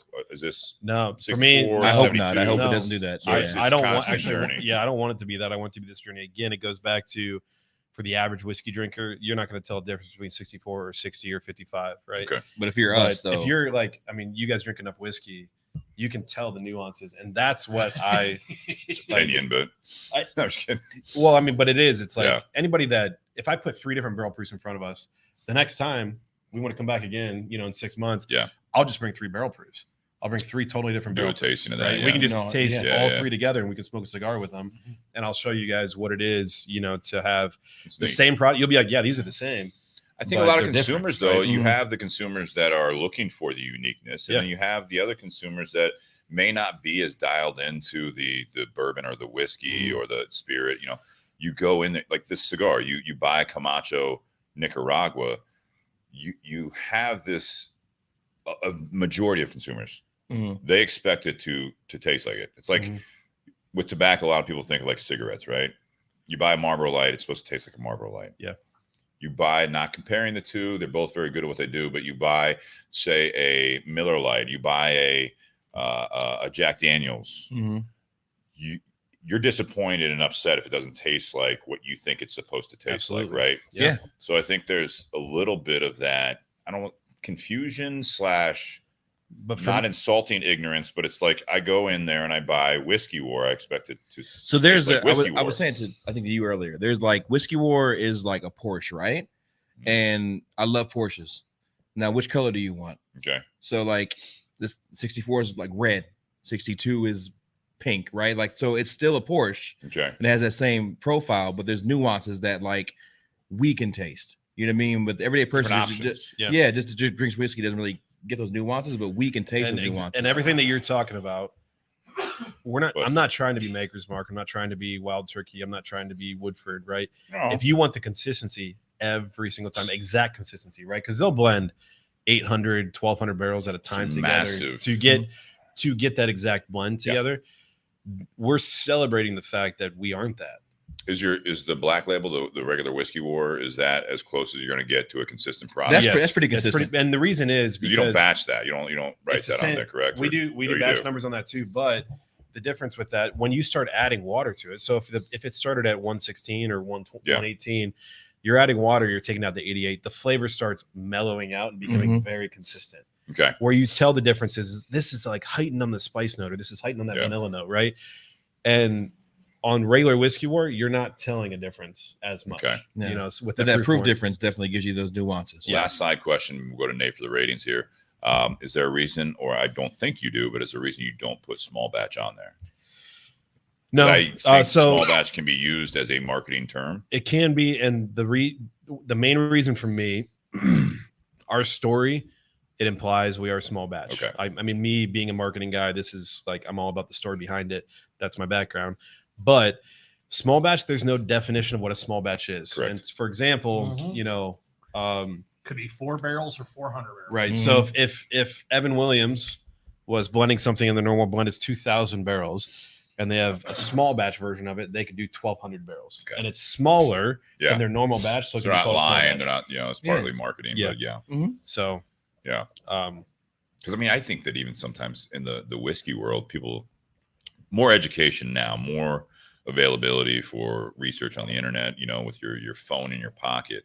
But even single barrel, people just thought that was a product. Right. It was like, say you had Whiskey War single barrel, and you're like, well, this doesn't taste like what I think, because it's, again, you just think that's the marketing. It's like a term, right? Here's the thing too. Like if you're, say you like, I hear people all the time, I love EH single barrel. Well, which one? Yeah. Like, because what you love was that barrel that EH, put into that bottle. Go grab another one. It's going to taste different. Again, not drastically different, but it's going to taste different. It's not going to taste exactly the same as your other one. So we embrace the fact that we're not huge. We can still celebrate the fact that we have these small nuances where Maker's Mark, okay, they're going to do something that is only a single barrel or 6 barrels together. For what? For what purpose? When they're producing millions of barrels, it's like there's no point. Are you plugged in? So for me, the cigar for me is like a 7. Like it's definitely not my favorite Camacho. Show me up, huh? It's okay. No, I'm messing with you. I rated it lower than what you. Yeah, you did. You like this one a little bit more. Yeah.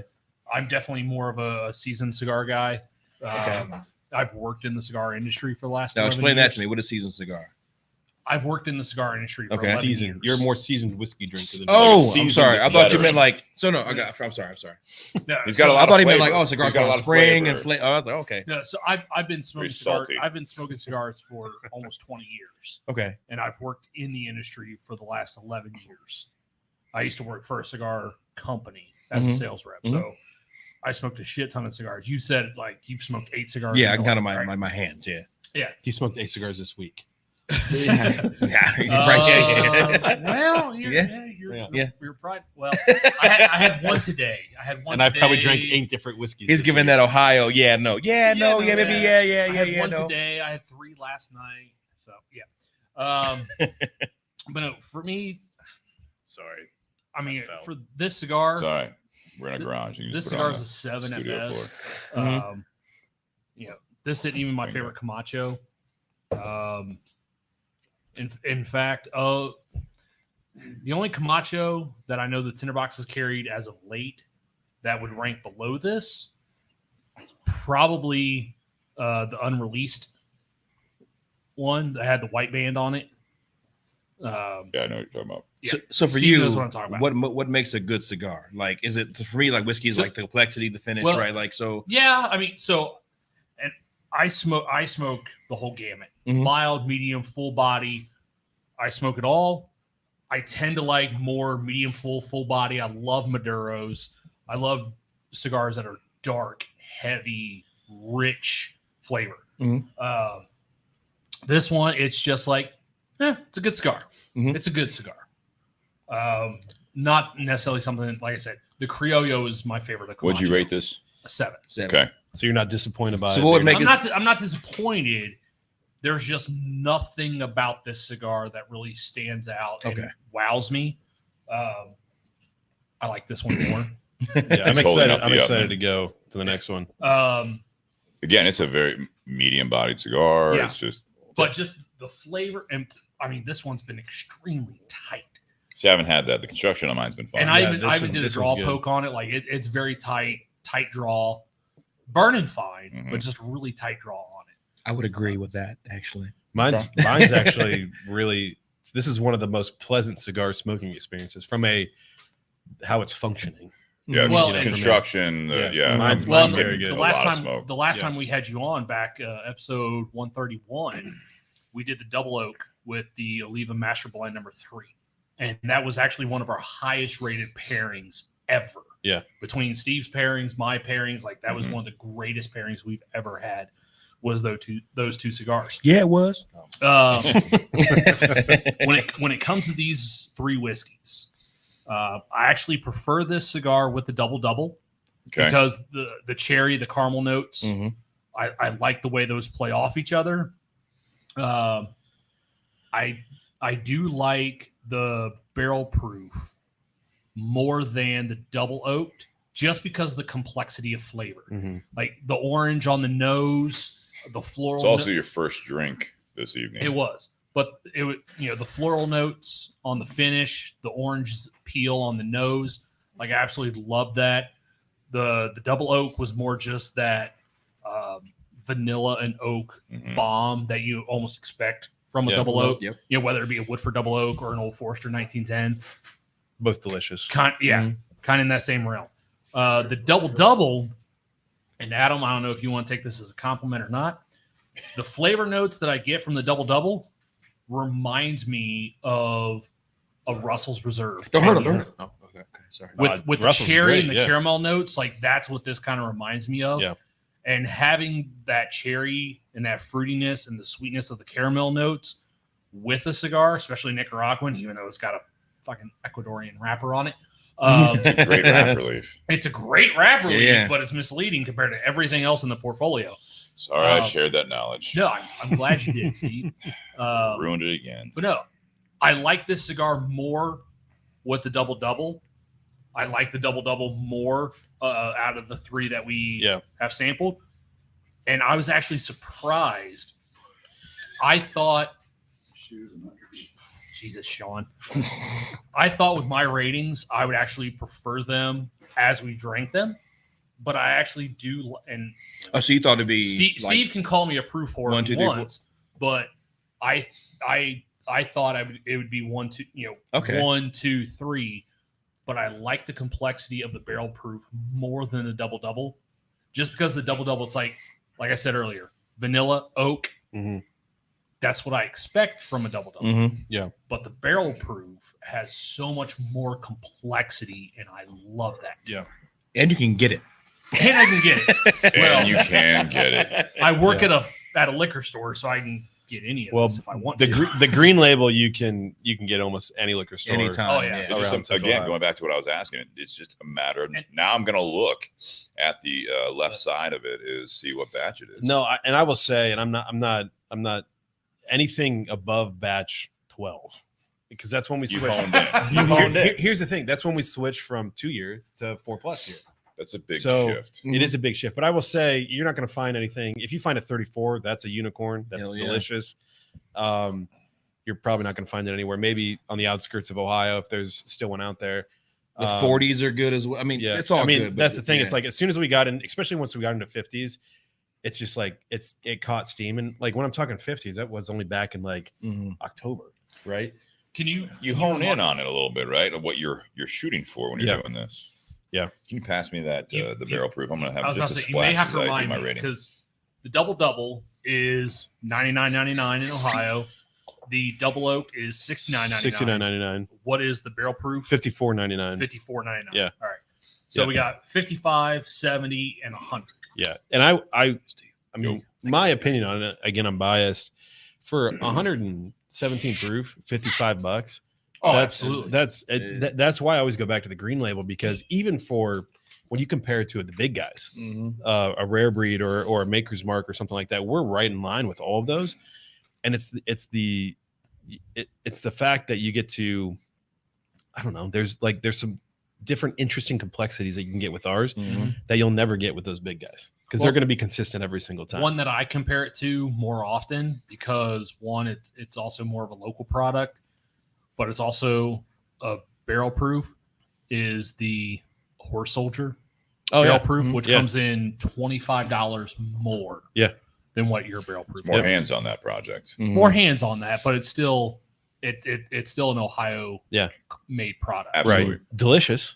Delicious. Delicious. Absolutely. Yeah. But delicious. it's one of those where you sit there and That's one that's going to change too. Coming out of two different distilleries right It's going now. to change. Yeah. Eventually it's going to change. That's why I asked Right that now question about your guys' project. Right now it's coming out of two different distilleries.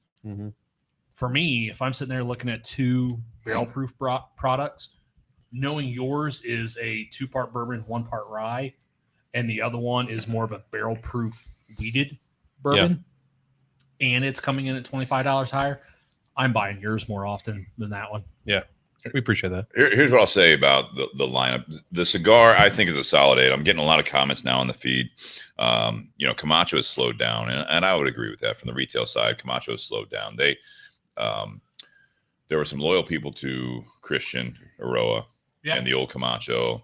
So when they switched hands and then they finally switched the marketing, you do that kind of, there's a fork in the road. Some people are like, oh, I like this new flashy. Because these Camachos, not only do they have this big band on it, but it's this high lacquer box, bright color, black top on it, bold, really nice looking, but very going away from the traditional cigar box, right? So it stands out. When they first launched that project, it was really cool. They put a big dollar amount behind this. They call it a Torch It Up tour. And we did an event here in Columbus. With the arm wrestling? They did 100 stops. They had this big F-350 that had like flames on it, Camacho trailer. They had a Harley that they were raffling off at the end of it. So that each event, like we did one here at Tinderbox at East, and 100 people there. And it was like, not only did you get cigars, but then you could sign up. There was like 8 to 10 spots for an arm wrestling competition, but the rules were you had to have a cigar either in your hand or in your mouth as you're arm wrestling, right? And you had to sign a waiver. Yeah. And then they had a cocktail mixing thing and bullet. I'm pretty sure someone got injured in that. No. I thought that was in the shop years prior. Oh, okay. Yeah, no, we don't want to talk about that. We don't do arm wrestling in the shop anymore. And I recommend at the distillery and the Breton don't do arm wrestling. Yeah, we do. We don't do it. But they really pushed this product, and it made me want to smoke them. It's fun. It's cool. It's like this new, kind of took me away from, which is I think the goal, taken away from the traditional Christian Aroa Camacho, right? So that was fun, but it like has a millennial brand of cigar. Yeah. And So where is Tinderbox located? Easton. Easton. I know right it's up here. Easton, but I'm sorry, like we're at an Easton. Between Fido and Chipotle near Next to Fido. Yeah, right next Holy to shit. Bless you. I've So been there a few times, and I haven't bought anything, but I walked Yeah, out. so you can smoke on the I'm a patio. big football fan, so Oh, yeah. I walk Yep. next door. So Yeah. a lot of our events, all of our events, we actually team up and collaborate with Fido, Hell yeah. the pub, including we had that, if you remember, like the side, the whole patio, and then that where the bocce ball now is going to be a flower garden. Yeah. Believe it or not. Yeah. But we had that whole area, and that was where we did the arm wrestling. We did the cocktail mixing, and then did blind taste testing. They had motorcycles everywhere. It was Were really you busy cool event. today for El Clasico? I'm Not so much, surprisingly. The patio was all right, but I mean, with the rain that was coming.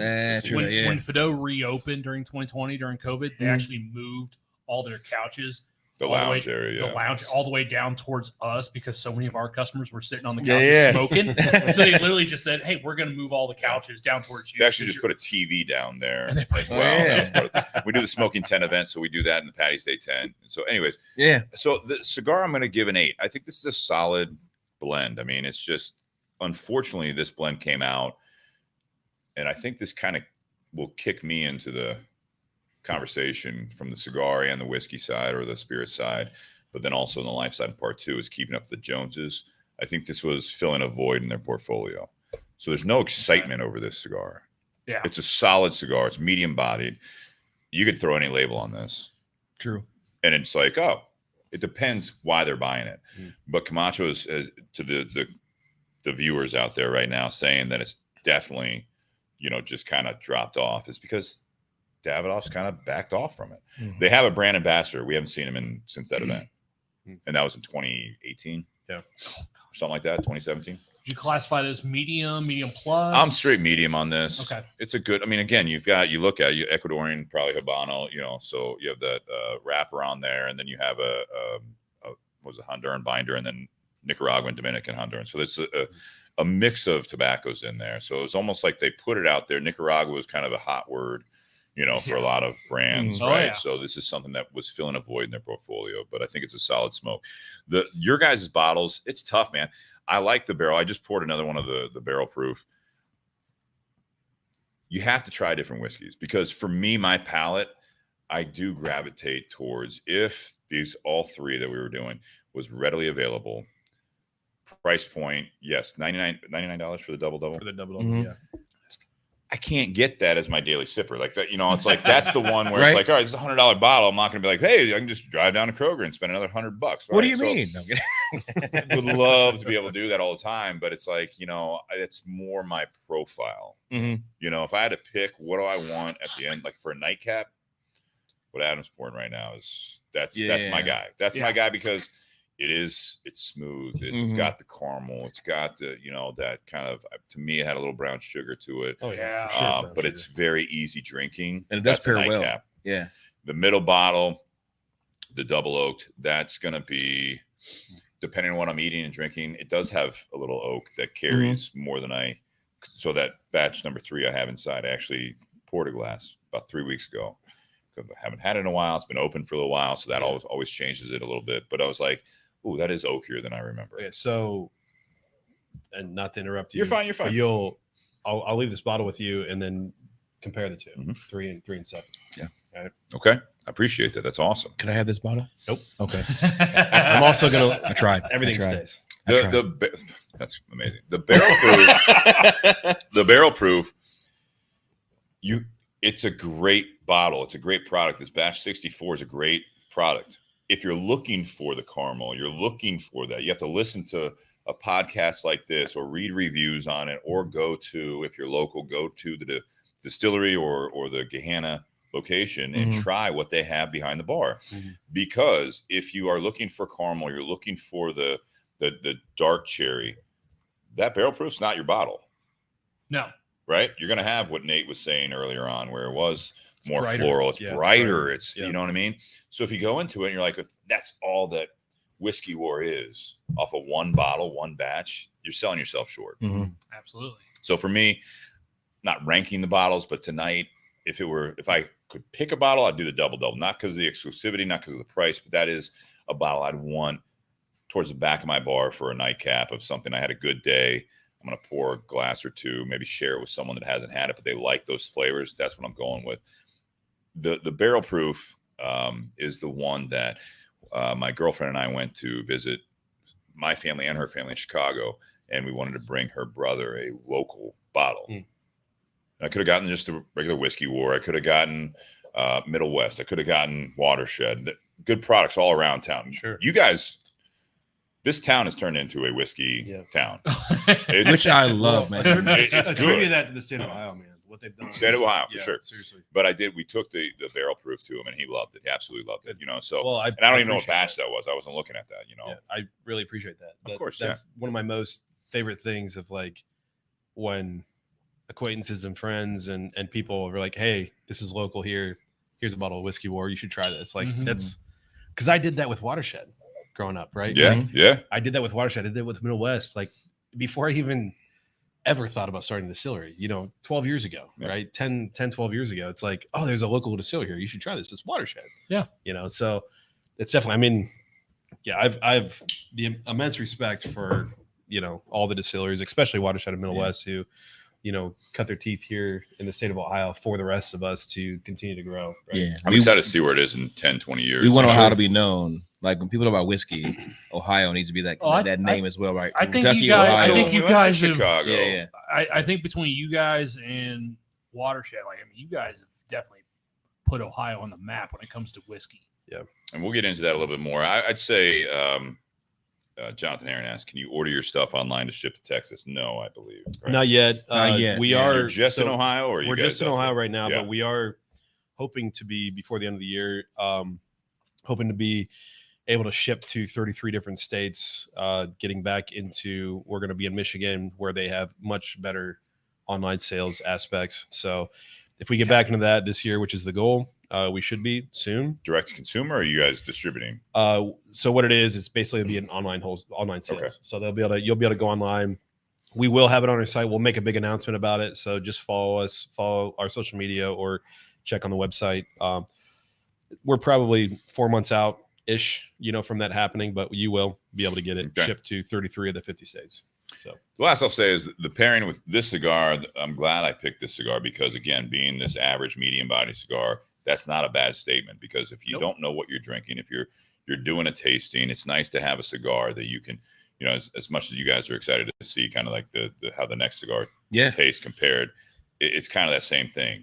If you're a cigar smoker, you want to kind of pick that middle of the road cigar. Yeah. Not price point, not like the construction on mine. Adam, you said yours was good. You guys said that it wasn't as good.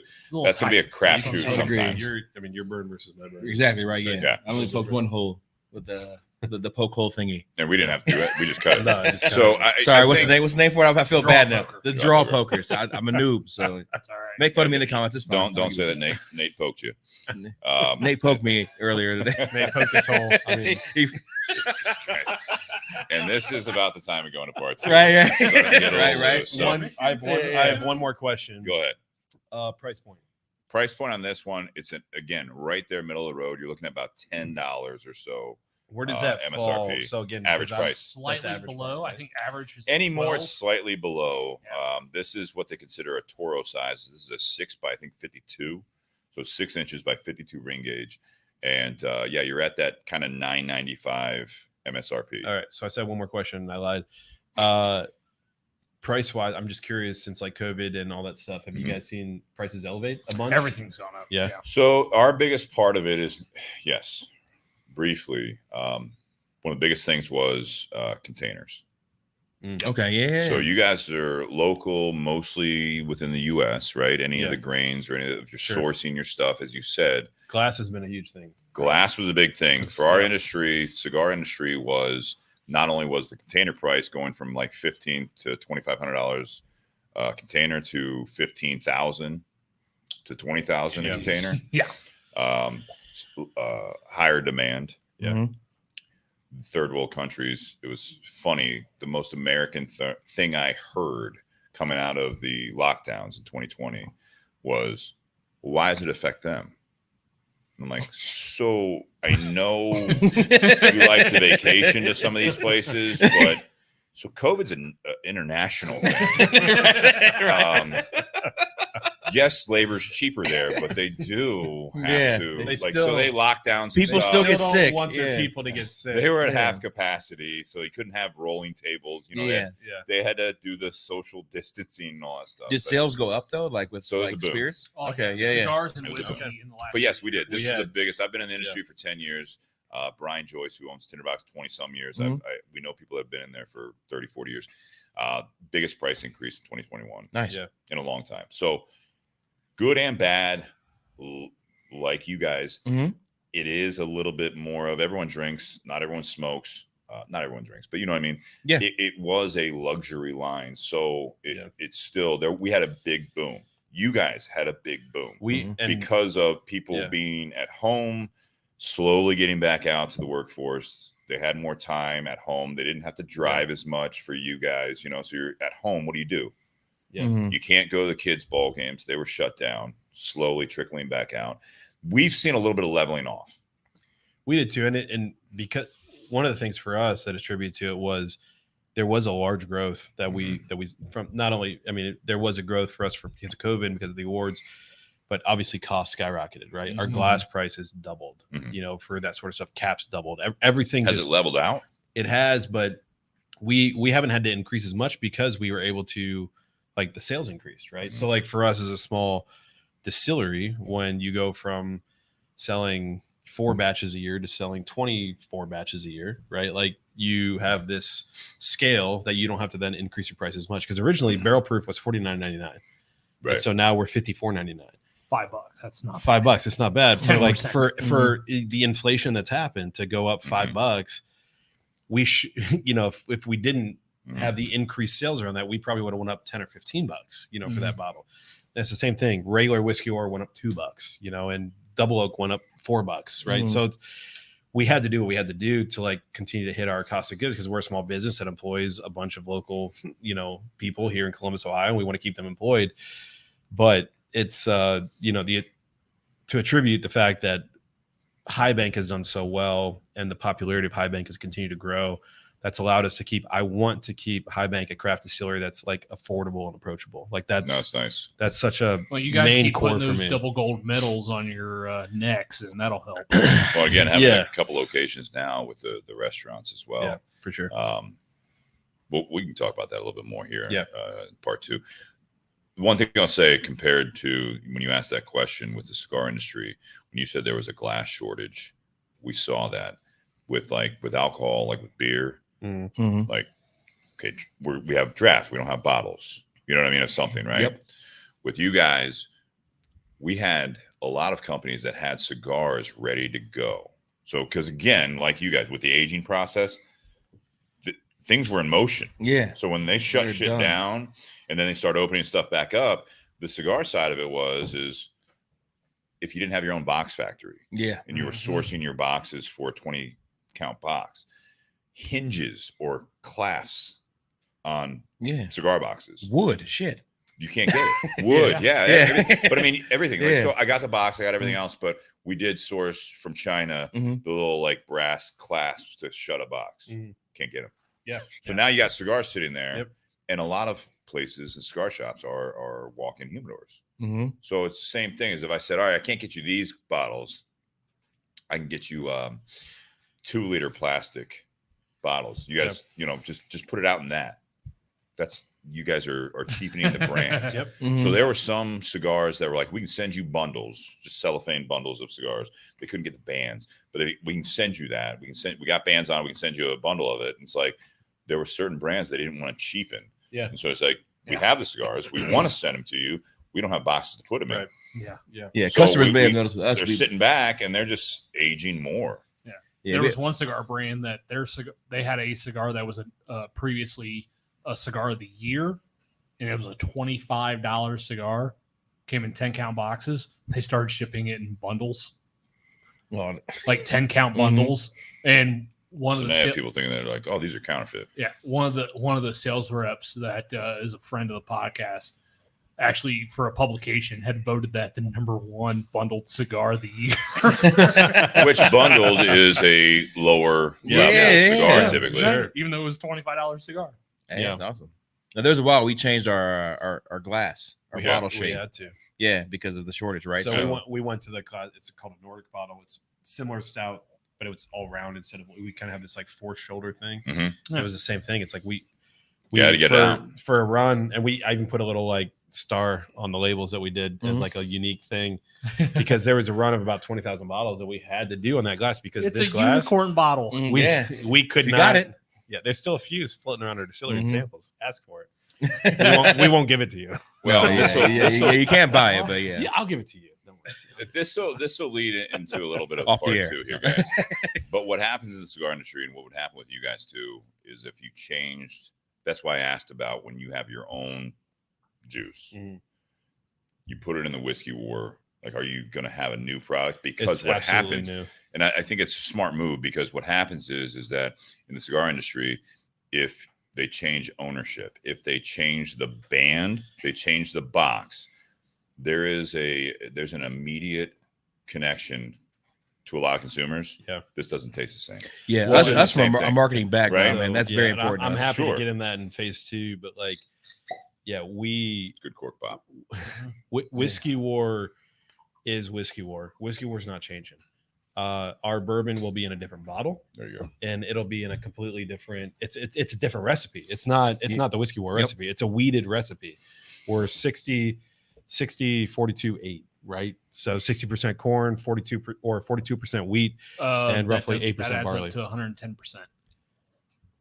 Oh, I think 32. Sorry, 32. 60, 32, there 8. Yeah. There's 100%. All right, It's just like double oak. Yes, we're going 110%. All That's the only way. That's what we do. We strive to go above and beyond. 110. you're full. Yeah. But what I'm saying is basically it's so what I classically have loved and what I wanted to make was a weeded bourbon.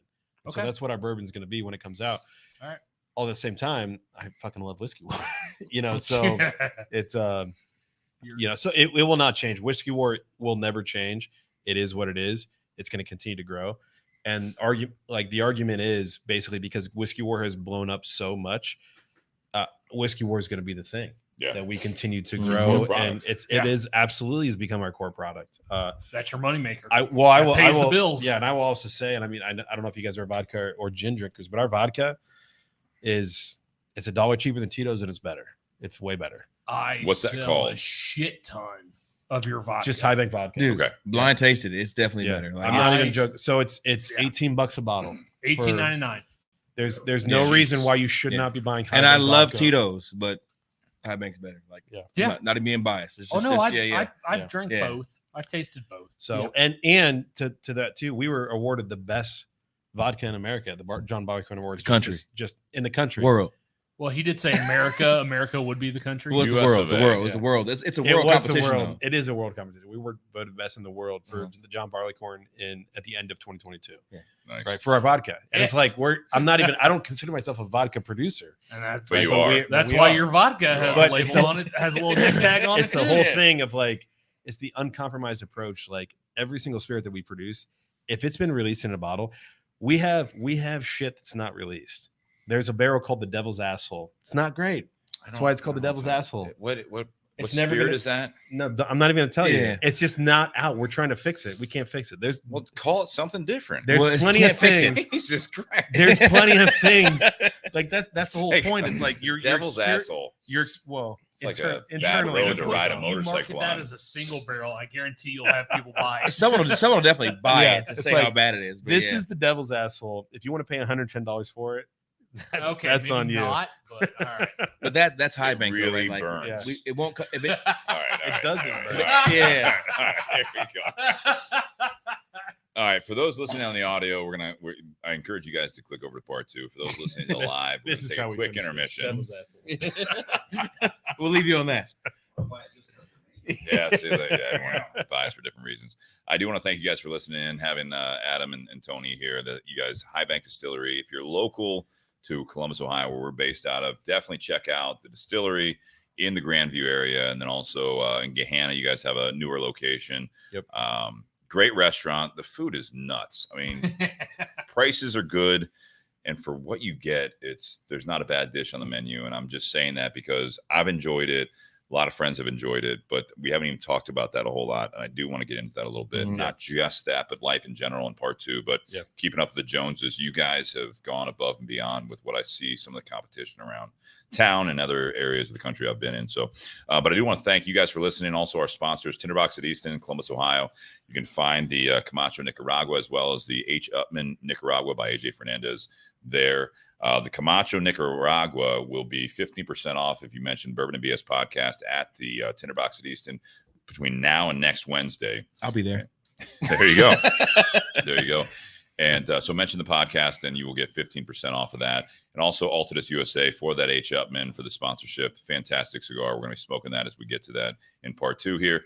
And then also BS Cigar Company, the gold and silver are available as well. Gold is made by Placencia and the silver is made by Espinosa. Patreon.com/Bourbon and BS podcast. Venmo at Bourbon and BS. And then also BuyJack. That's byjack.com/Bourbon and BS. And you guys can get some of the swag there, including the shirts that Nate and I have on.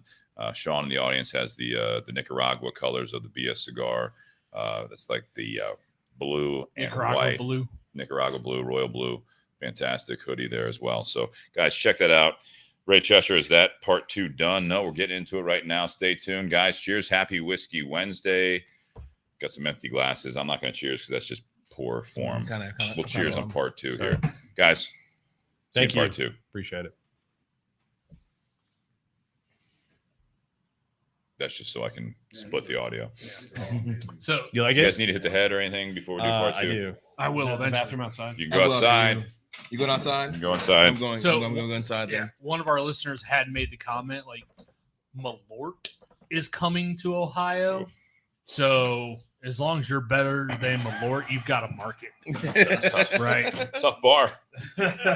And Devil's Asshole, sell it with a side of preparation. Right? H Yeah. attached to the bottle. Headboy creams. We sourced this barrel, this wine barrel, and then we put some whiskey in, and it was just it turned into like it was fucking shit. It's awful. What kind of wine barrel was it that you sourced? And so it Just was- what type of wine, not what. That's a great question.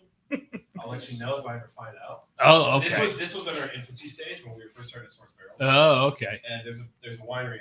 You guys might know it. You'll So you guys still if have. you know it, you'll understand. Plum Run Winery in Grove City or Groveport or No, yeah, Here in I Ohio. know. Yeah. So here's the funny thing.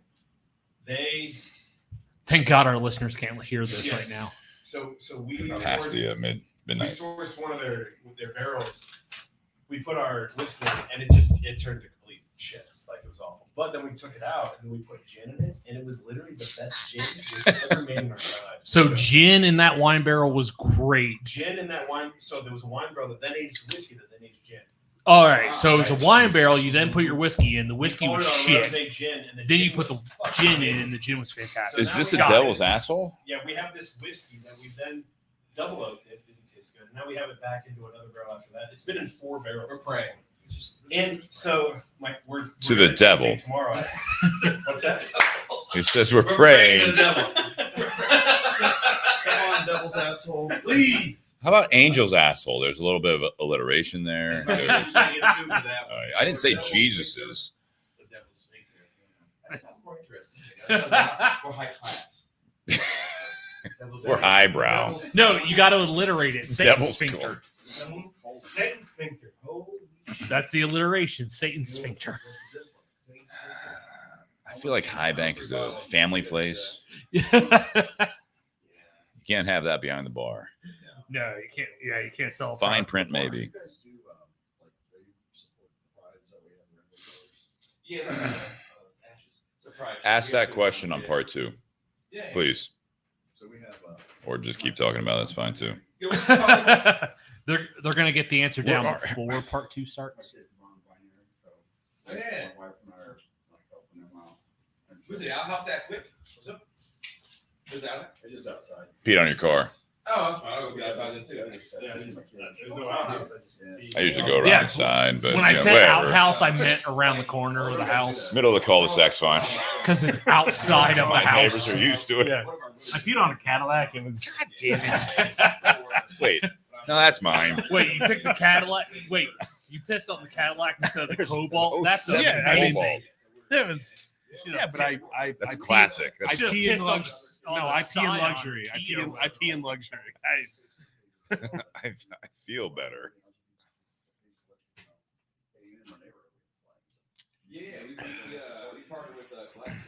I am gonna say, hey, real quick, Sean. Yes, part 2. I want to talk. What's about that? We some of parted with what? Kaleidoscope. Yeah. Yeah. I thought you said Glasgow. I was like, no, it's Kaleidoscope. Go take care of your business. Sorry. Just around. What's that? Yeah, right here. Yeah. So my wife and I got tattoos to support. Oh, nice. So, That's awesome. solidarity with our kids. Yeah. That's what We, dude, I mean, like, one of the things that I discovered, like being in this industry, like the restaurant industry and all this stuff, Yeah. classically, it's like I'm a Christian kid from, Methodist raised Christian from Northeastern Ohio. And I come down here and my first job's at Vineyard Columbus, which is a large church, Oh, yeah. here. And like just that whole experience, and it's an amazing experience for me. Right. But just the acceptance, and then going into this field and our managers, my sales rep lead, like everybody, like that's just so different. Right. And like, for me, it's like, how can we celebrate like acceptance? Right. Because if I say that I'm a Christian, Hang on. This is part 2. Stop. Okay. Sean, sit down. Go back to work. well, I will say to you, if I say I'm a Christian, right, like I almost feel horrible because I get painted with such This a is ridiculous brush, where it's like I'm a follower of Christ that is accepts people and like loves people, and if they're different, like I want to celebrate that and love them versus like, I used to go to one church in Indiana. yeah. Mhm. So my what's his name? Yeah, stop talking to our sorry. guests, please. Can you why don't you finish that outside? I'll go stand in the rain. And Dimmick But says. I think that's Ann. and Is she on Dimmick. here? Yes, I mean there is a bathroom. She's been here before. Yeah. Did she hear us? Oh Yeah. yeah, What happened? we're still live. Are we still live? Yeah, We are this still is live. streaming. That's what I said. There's Ann an actually intermission. sent me a comment through Messenger that I laughed at, and I was going to bring it up, and then she goes, "Don't actually say that." I'm like, "All right, never mind." I don't know. We're still live right now. Oh, we're Yeah, still we're on live. mute. We're This just is like the breaking up bonus footage for those that watch the video. God damn it. No, you're fine. Well, I did pour you guys a little sip of something. What, this? Yeah, we'll see you No. tomorrow. Plastic cup. Is No, this ours or no? No, it's not definitely yours. I was Definitely like, not. It's not yours. Too off the nose. if it's mine, I not want ours. it. Oh, apple. There's like a green. That's green apple Mhm. all day. I didn't see what he poured. Actually, I think I did. You probably know what I poured. That nose does not carry through. It's like No, that does not carry through. no, it's no. Once it touches your lips. Yeah. Yeah. How much vanilla do you taste on that Yeah. one? Is it up there? Mm. Can you put like 5 bottles in front of me so I No. can guess it? No, because I'd have to pull the one bottle out of my bag. Goddamn clown car of a bag I here. can never guess this one.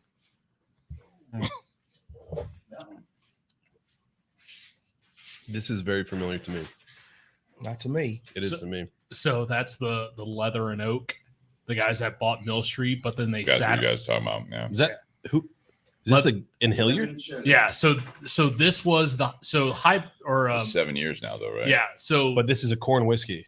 100% corn. Yes. So Mill Street. No. He approached me. He wanted me to buy all of his barrels, and I tasted through all this shit. So Mill Street 3 used years to- ago. Yes. Mill Street Yeah. used to bottle their stuff at 2 years and a day. Yes. This The is that. average on this is now 7 years. This is that. I know it's totally different, but this is that grappa nose, like that green apple, like that skin of grapes, like Mhm.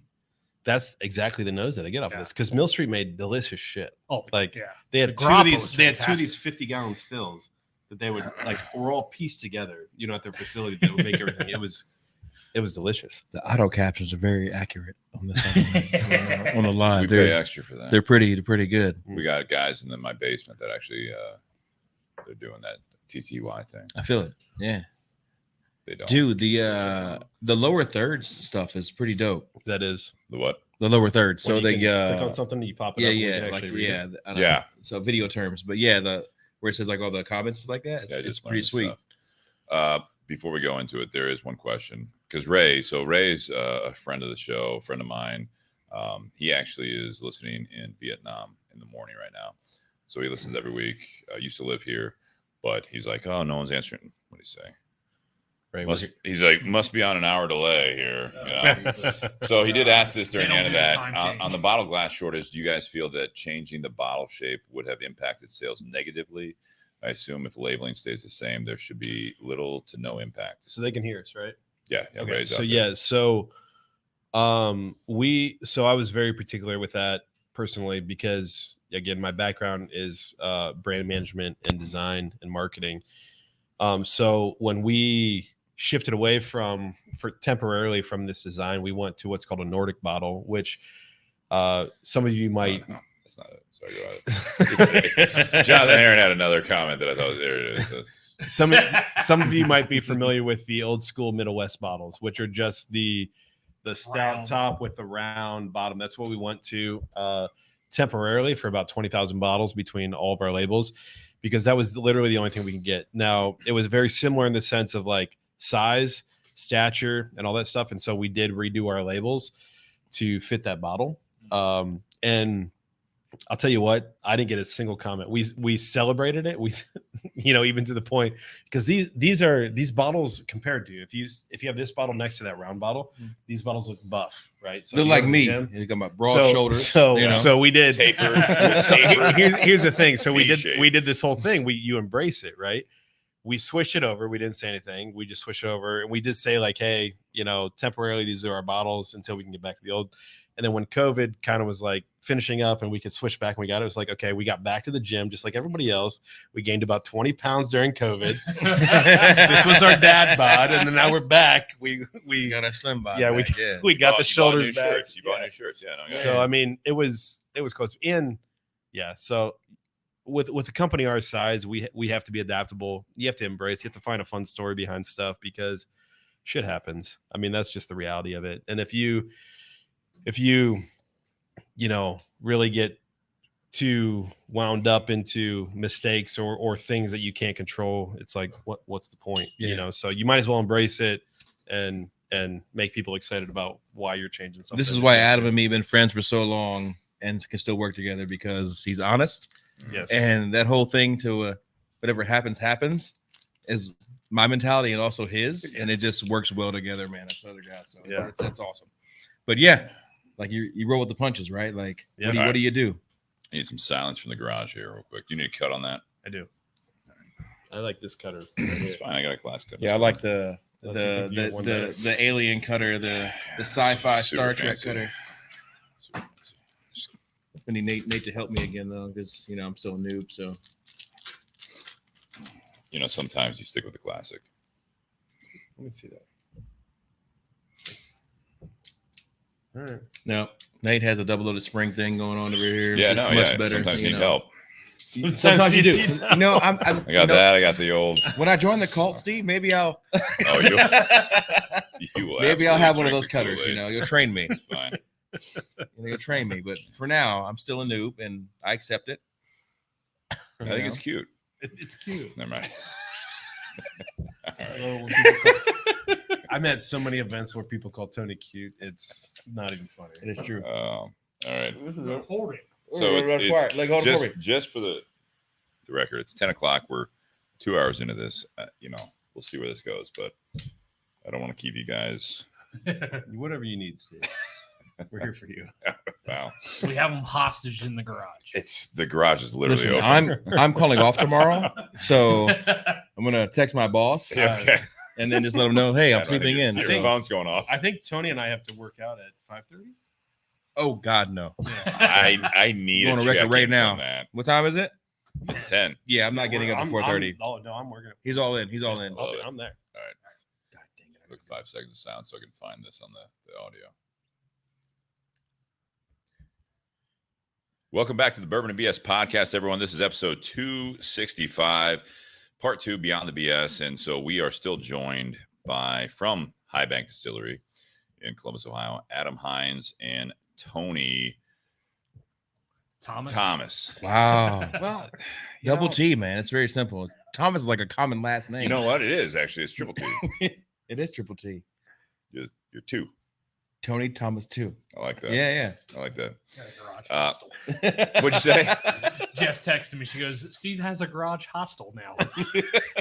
I got people talking about people in my basement. It's just, I'm going to say Tony's just in a crate inside, but not this Tony. It's my dog. Yes. I don't know that he can fit. As you can tell, we've had the a good same part birthday one. as me as well. I'm just saying. He named his dog after me with the same birthday, just so you know. Name it for Tony Bennett. You're all great. We both can sing. I don't know. Prove it. I definitely can Oh, sing. Tony can sing. I Tony believe can it. sing. I won't sing right now, but yeah. You should. I mean, I've been smoking. Like the grand it's not- finale. That's not great. So I'm still smoking the Camacho Nicaragua. You guys have lit up I have the midnight right now. Nate You guys helped me. have lit up the Nate. I still have the Camacho. Camacho. You guys lit up the H. Upman Yeah. Well, Nicaragua. Nate helped me, so Fantastic. Fantastic. he's my friend. So, it's cute. It's nice. Tonight's topic is keeping up with the Joneses. And the reason I picked this topic is obviously this is something that is a common thing, right? As you get older, as you grow up, and you've grown friends that do different things, and you also have you move into a neighborhood and you do what you think you're supposed to do, right? You're influenced by other people. Today is obviously even more prevalent now with social media and everything else, is that you see what you think is supposed to be the right thing to do or what success looks like. And having you guys on here from High Bank Distillery and enjoying going to your distillery, going to the restaurants and the bourbon boom yet again. We smoke cigars on this podcast. Obviously, cigars, that's what I was going to say about the Camacho Nicaragua, is I feel like sometimes you fill a portfolio sometimes because you feel like you have to. Mm-hmm. You're missing out on market share. There are other people that are succeeding doing something that you're like, I can do that. Having you guys on here, and I kind of want to like really leapfrog into this and say what you guys are doing with the business side of it. I think there's a mentality. There's a way of life, a way of thinking that you can take this mentality of I want to do my own thing, because you hear people say that I'm going to do my own thing. Well, you are, but you're doing something that other people are doing. I'm going to do it my own way. Well, who are you inspired by? Right. So I think keeping up with the Joneses was something that I looked at, having you guys on, doing what you do in the industry you're in. This is a saturated market. No matter if you're in Columbus, Ohio, if you're in Montana, if you're in, somewhere further out west, if you're obviously in the core of it in Kentucky, right? You guys have sourced through MGP, which is Indiana, which is something that for those just getting into the whiskey world, this is something that they hear that name. Mm-hmm. Sometimes you weren't supposed to say it. Now you are supposed to say it. Some people still don't say that we source from MGP while we're doing our own thing. I look at this topic as having you guys in the garage and having on the show and all these guys out there, the guys and girls out there, is that it's really interesting, the translation of how people do business, how they conduct themselves, whether they are the co-founder, whether the marketing manager, whether they're the owner of a business, whether they're the janitor, whether somewhere in between. How do you actually conduct your life and how it relates to your family life or your home life? If you don't, you know what I mean? Like, depending on where you're at in life, how you deal with your relationships, how you deal with your own personal, you wake up, you look in the mirror. These are those things. What car do you drive? Do you need that certain house? Do you need to have that white picket fence? Do you know what is important to you and how that translates into the business side of it, and vice versa? How does it, it goes back and forth. Sometimes you start doing well in a certain area, right? So work is better, and then all of a sudden you get invited over to someone's home and you're like, we don't have all this. Sure. Like, man, this is nice. I want this. You know what I mean? Why? But with you guys starting off again, leapfrogging in this conversation, I wanted to say what my personal viewpoint of what you guys have done with High Bank locally. There are a lot of similarities to other places in town across America, and there's also a lot of differences. And it's really, really impactful to me to see when you walk into different distilleries, whether it be in Columbus, Ohio, down in, bourbon country, right? Or if you go to other states and are like, well, let me just Google the local distilleries because I'm vacationing here. There's going to be a distillery there. Mm-hmm. The cigar side, there's going to be a cigar shop. No matter what you're looking for, there's going to be something wherever you are. Yeah. And I think I'm going to go to you, Adam, first. Is with you guys with High Bank, and we don't have to stay just on the whiskey, but I mean, again, that's why I preface that way. Is what drives you, because keeping up with the Joneses, I think anymore people look at that as like a young person's game. Yeah, coming out of COVID, and it's not because of COVID, because of those last 2020, 2021, leading into that, social media was just booming, right? The only reason we could do the shutdowns is because we have the technology to do that, right? But coming out of it, we still have the technology. We still have the social media. And people have just gone all over the map on where we came out of it. I don't have social media anymore. I shut it down. I scroll, but I don't scroll as much. And I post, but I don't post. I post more than I scroll. I do all this stuff. I try to support local, but I want to do that. It's all over the board. Mm-hmm. But before that, it was like, well, it's easier to shop on Amazon, so why would I shop local? Mm-hmm. And then all of a sudden you go into a restaurant, you're like, why'd you guys, like, you guys were here? Mm-hmm. Now I can't, you guys aren't open on Mondays? You guys aren't even around anymore? It's like, well, yeah, you stopped coming in. You stopped, yeah. Right? Sure. So, yeah, I mean, Adam, again, starting with business, but again, life, that's the way my mind works. Having you guys on, I'm like, what's the topic tonight? There's so much to kind of, I guess, unwrap with that mentality of what you guys are doing. And I think it's really relevant to just everyday life. Sure. Do you want to answer that? Or you want me to? He said you first, bro. I know. I'm gonna talk about you in a second. Go ahead. You first. Way to deflect. Did you say I'm going to talk about you? I'm gonna talk about him. Tony likes to talk. Let's start with the co-founder. Yeah. So, from keeping up with the Joneses aspect, I mean, that's honestly, man, that's never been my mindset. I feel like I'm a bit of an anomaly when it comes to this. I have a wife. I have three little girls, 3, 5, and 8 years old. We live here just up the street from you. Yeah. Here Westerville, right? Yeah. Westerville, Ohio. Yeah, right. My wife's a teacher.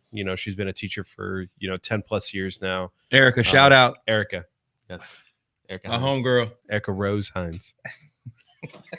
Here we go. You might want to actually let the husband do the show. No, listen. He didn't do it though. No, I had to get it out there. It's my girl. They've known each other for 20 years. She hates that I call her my wife and not Erica, but nobody on here knows her real name. So,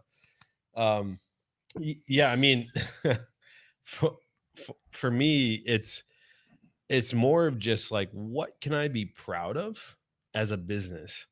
And what are we creating versus like keeping up with the Joneses or whatever that is, right? Because what is keeping up with the Joneses? I mean, for me, we were the first restaurant and distillery that was launched in Ohio, in the state of Ohio, from the ground up, right? So in 2016, the law changed. In 2017, they allowed restaurants and distilleries to be a thing. And before that, you could not have a distillery attached to a restaurant. Brew pubs have been a thing for years, right? Like you could have a brewery, you could serve spirit, food. not a beer. Exactly. Right? So this is stuff dating back to Prohibition. And so for us, when we decided to start this business, we were originally thinking of a brewery. Like we're talking late 2015, early 2016, when my business partner and I started talking about this concept. What are we going to create? He wanted to open up a bar. He wanted me to be a part of it. I wanted nothing to do other than creating a brand for a bar.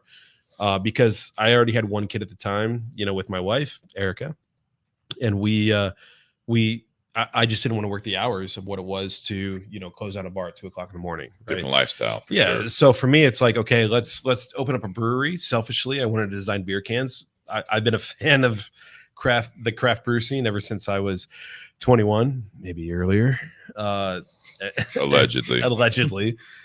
So it's just like, it's this thing of like, I always love the craft brew scene here in Columbus and beyond.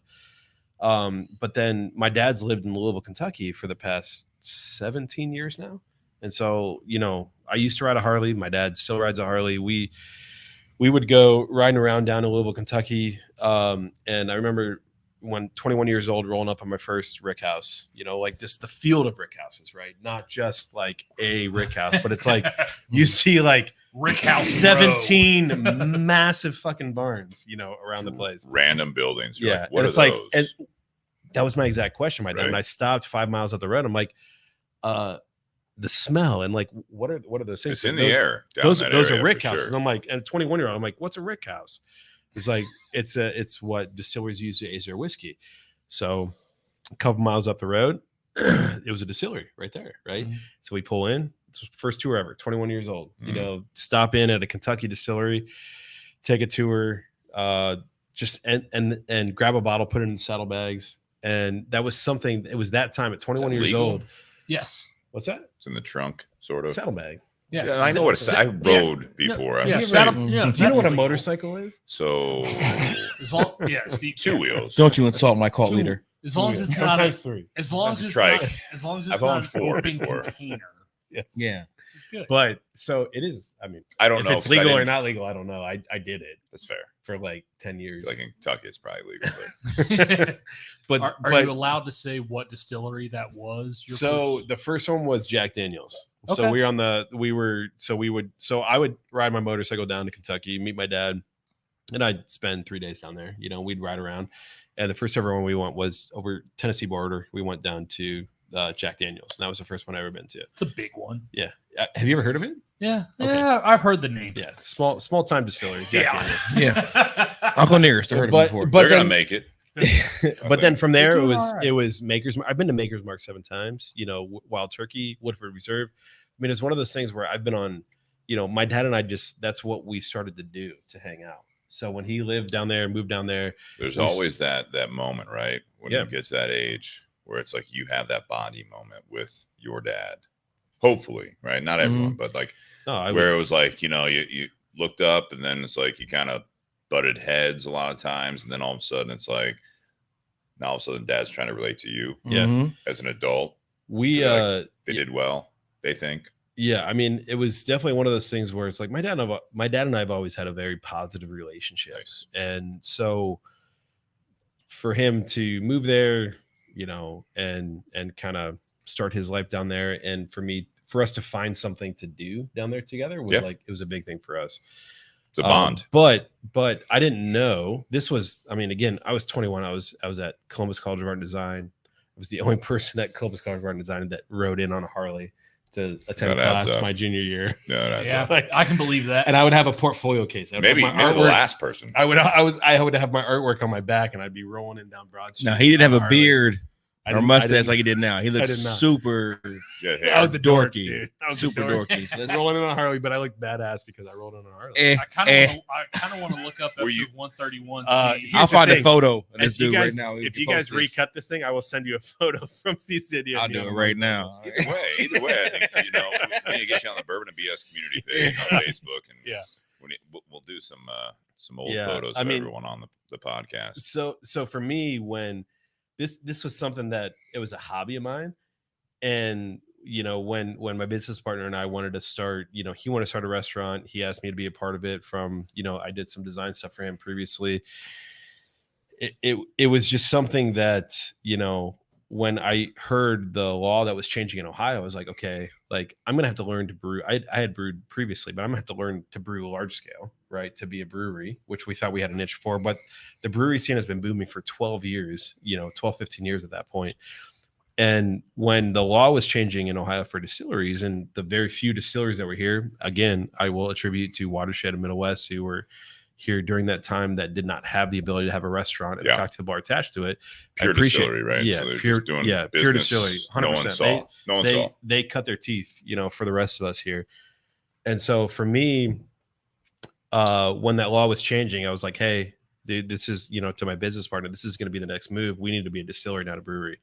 And I will absolutely learn how to distill. And so that's what I did. I started attending classes at a real place called Moonshine University in Louisville, Kentucky. It sounds fake, but it's not. sounds so made up. Not to It was- discredit, but it it was- sounds so- like it's online. But here's the thing: it was started because University of in Phoenix. Louisville, Kentucky, No. because of people like you know, Heaven Hill and Maker's Mark and all that stuff that needed people to be in the industry, to Sure. train people, right? So they Yep. started a accredited class. They were looking for people too, Yes. right? So they were looking for talent. Yes. So how do you do that? You, And it was- you educate people, and it you was see what's opened up going to on. anybody Yeah. outside Yeah. of the state of Kentucky as well. And so you would start taking intensives. And for me, it was easy. I could go down there, stay with my dad. I could take my wife and, one daughter, two daughters. Then, soon after, we started the concept, and they could stay with grandpa and I could take classes. And, it was kind of a whole thing that we got to be able to do together. So, I mean, yeah, it's been an interesting journey. But you did it because it was more internal, right? So this is not necessarily what I like about this story is the fact that it wasn't because everyone else was doing it, right? So that's what I hear a lot on the cigar side. I hear it on the bourbon side. I hear it on a lot of industries. I think you guys can agree with this, is that when you are searching for something to do, right, you're looking for that. The whole, like, when I brought like the social media before 2020, it was, I can be an entrepreneur. Mhm. And before all that, we were doing the podcast and we had those shows where it's like, what does that even mean, right? So it's like, hey, you've heard this. You probably both heard this, but especially Adam. Man, must be nice. Man, that'd be cool. Yeah. Those statements, very basic statements. You're like, well, so there's a lot that went into this. You have no There's idea. a story. And I like what I hear here is, and I think hopefully people are hearing this, and I've got some comments that I do want to throw up here. I love this comment from Sean Anderson. But it was, you did it because of your interest, because of your relationship with your father, and also you were also aware of what was happening in the market, right? Sure. You could do another brewery and Yeah. you'd be a dime a dozen. You were ahead of the curve. That now people getting into it, they're like, oh, High Bank, man, that'd be nice. Like, that'd be nice. You guys have like these 2 restaurants. You have these whiskeys. You have these other spirits. Like, man, that'd be so cool. I should do that. Yeah. And have you heard that? I tell people to do it. Like Good. that's the thing. It's Mhm. like I've heard that so many times where we get criticized for the fact that we blend. That, again, like, as you know, what we talked about in the first part one, like, I've been very open and honest about. And my whole thing is like, when you have a staff of 180 people, which is what we have between 2 restaurants, a distillery, Yeah. sales team, all that stuff, I was shocked when I walk in there. do it yourself. Try it. Like, if you think you can do something different, then, it's not even in a like a-hole way. It's like, do it. Like, do it. If you want to do it the proper way, what you think is your proper way, do it. Do you encourage them to ask questions? Absolutely. Like, Yeah. the thing for me is like, people have been enough. Anybody that's been on a tour for me, I will always say the most common. Tony can probably attribute to this. The thing I say the most is, I'm an open book. You have something to ask me. Not everyone is, though. Dude, Not you everyone have is. something to ask me in this industry and how we do things. I am an open book. I will tell you, because I know too that, like, the one thing that I feel safe with Ohio and in general with distilling is it's highly illegal to just start distilling by yourself at your home. Now, should you or shouldn't you? I don't know. Says the guy that went to Moonshine. Hypothetically, I may or may not have University. had a illegal distillery in my garage for a little bit. That's why we have the camera facing this I'm way. over here. I think it's legal. I think it's legal to distill for yourself. It's but for you yourself, can't as sell long it. as you can't sell it, right? Yes. The state wants to make sure they get their taxes, Yeah. right? Yeah. Oh, So, but it's the really? same, but No. it's Just need one of those bottles, will you? we'll do this one. All right. Go back to the other one. We'll do this But one. here But you- so it's the I same wanna thing where bring it's this like comment up here it's before we get too it's far. definitely a thing where the state wants their taxes on something like that, and it's not like brewing where you can go from like a single barrel system to a 5-barrel system to a 10-barrel system and legally be able to progress up. For distilling, you have to. Do I want to do this? Okay, great. I'm going to invest $1 million into a facility. You're going to invest. I'm not. no, exaggerating. oh no, I know You're going to take $5,000 of experimenting, right? Which is what we did, to $1 million. Where brewing is, I'm going to take 5,000 to 20,000 to 50,000 to 200,000. Then I'm going to go $1 million, 5 million, whatever it is. So let me say this here is that was one of the questions I think I asked you at that after school All Stars event when I met you, because I'm so curious of like where do you get the money, right? Because this is why, and we can kind of get into that, but and Ray, yeah, I agree with not every man, but I do like what Sean Anderson asked. Every man, hopefully, I put that hopefully in there, has a moment of clarity somewhere in their 20s, hopefully, that they realize their father was not only mostly right about everything, but he gave up pieces of himself to make you whole. Sure. And I look at it as like, I look at, for me, it was one of those things is that there's that realization where it's you might go through the phases. You said you had a mostly positive, predominantly positive relationship with your father. Sure. And that's when I first met you. Who was there? Rudy, who was on the podcast before. And my dad. And your dad. Yeah. And seeing that is huge because you're right, Ray, and I think you're also right, Sean. And it's like there's no right way to do this, but I think that is something that, whether it be a father, whether it be the mother, whether it be someone that's a mentor in your life, is that someone makes an impact on you. And the whole topic of keeping up with the Joneses is that there is a mindset, there's a framework there that sometimes once you put your mind to it, it's not that you just do it with your head down, your eyes shut. You do have to take into consideration that for you, it was like, yeah, there's a bunch of breweries out there. Now we're getting into this distillery thing. Now you're aware of how this adapts to what's going on. But you take appreciation to some things that maybe it's not an age thing. It's not a maturity thing. It's just when it clicks is that you want to do well. A lot of us had these like posters up in our room, right? Growing up, guys, we're all guys here, right? And I know there's some like my girlfriend and other female listeners out there, but it's like we had these posters in our rooms, right? The car you wanted, the house you wanted, the girl you wanted, all that stuff. And it's like all these aspirations, but you talk to someone that's successful. I'm not saying that they got the supermodel. They didn't get the Lamborghini Countach, right? Depending on your age. But it's like, but they changed their mindset. It's, I want to work hard enough and I want to succeed so that might be an option, right? It's not just I work to get this. It's I work, succeed, that I can actually have this as an option. Yeah. That's a difference. That is a different mindset. You see what your parents have. Yeah. This happens a lot today. It's like, I want to have the nice house. I want to have the 2 cars. I want to have things paid off. And it's like, well, so your parents this is not everyone, may have worked 30 years at a job.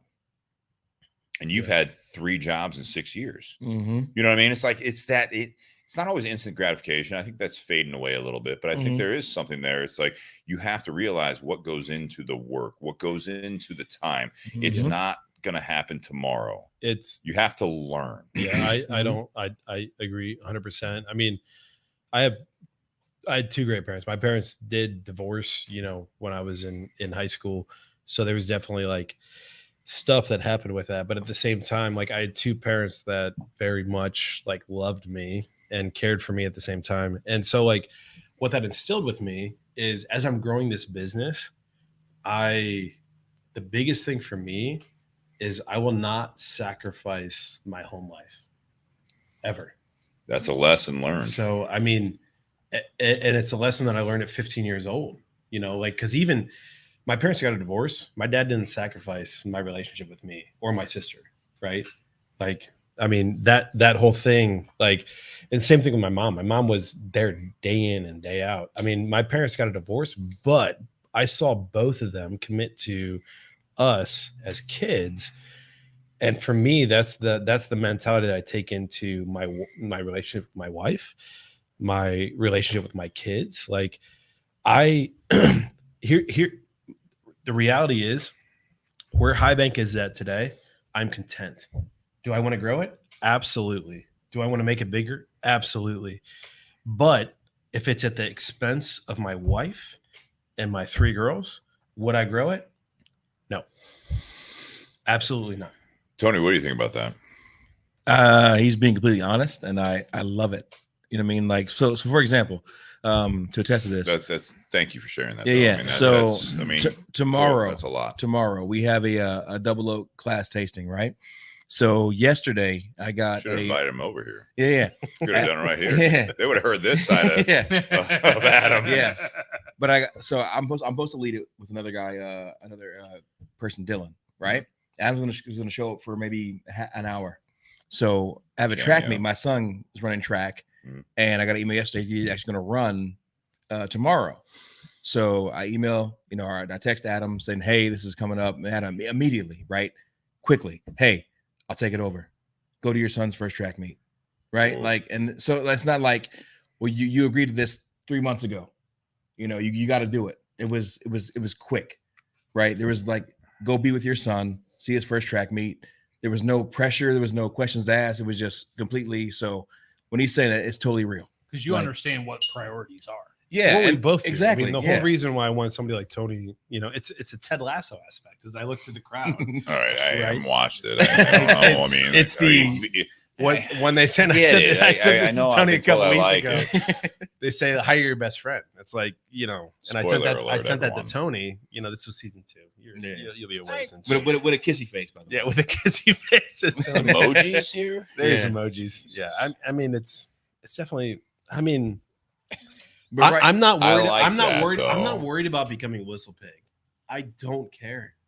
Like now. All right. So there was a comment. Ray Cheshire. So the Joneses are your parents, and I looked at that comment, and that's a good. If you have a good example, right? So if your parents are a good example, and to your point, Adam, it's like, yeah, it's not an example necessarily that you have to go through a divorce and go through all this stuff, but it is, how do you handle that stuff, right? Yeah.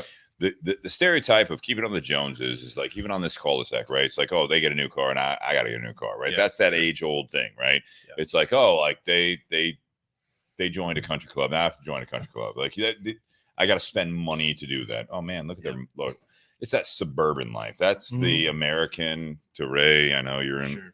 You talk about America and all, but he's from the UK originally. He lived here. Now he's in Vietnam.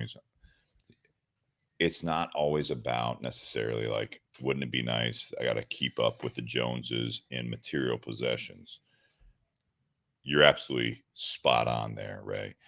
Whether it be your parents or a mentor, a boss, friend you work for, how do you keep that different but the same, right? You have to separate to a point. And we don't have to really dial into that necessarily of how you keep it separate. But I'm just saying, like, keeping up the Joneses is figure out who the right Joneses are to follow. Okay. Because if you're just doing it on the fact they have a nicer car, your car's paid off. There's a movie. I don't know if you guys have seen it, right? Keeping Up the Joneses. David Duchovny, Demi Moore. Yeah. You guys ever seen that? Yeah, actually. Yeah. And they were like paid to, and everyone, like the one guy, like literally drives his riding lawnmower into the pool and kills himself. You got to figure out. Spoiler alert. All right, Ted Lasso. That movie's been out a lot longer than Ted Lasso's been around. I didn't spoil anything about Ted Lasso. I didn't say who it was. Right. Trying to make a point. Good to have you over, Sean. You knock over your laptop again. Thank God Sean doesn't have a mic over your laptop. My point is you got to figure out who your Joneses are. I mean, that's the big part. And I will say that, like, and Tony's a part of this. We have a group of people that we. It's a cult, Adam. It sounds like a cult, doesn't it?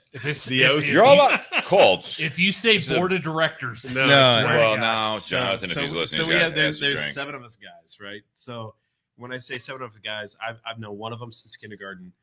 Sorry, okay. I've known one since kindergarten, another one since 5th grade. Everybody else, we've all known each other minimum 15 years, right? Okay. Minimum. And we have anyone from a, black man to a farmer to a banker to somebody that owns a distillery to a gay man, a Greek banker to a Greek banker to a gay man to, somebody that works in like video production to a coder, right?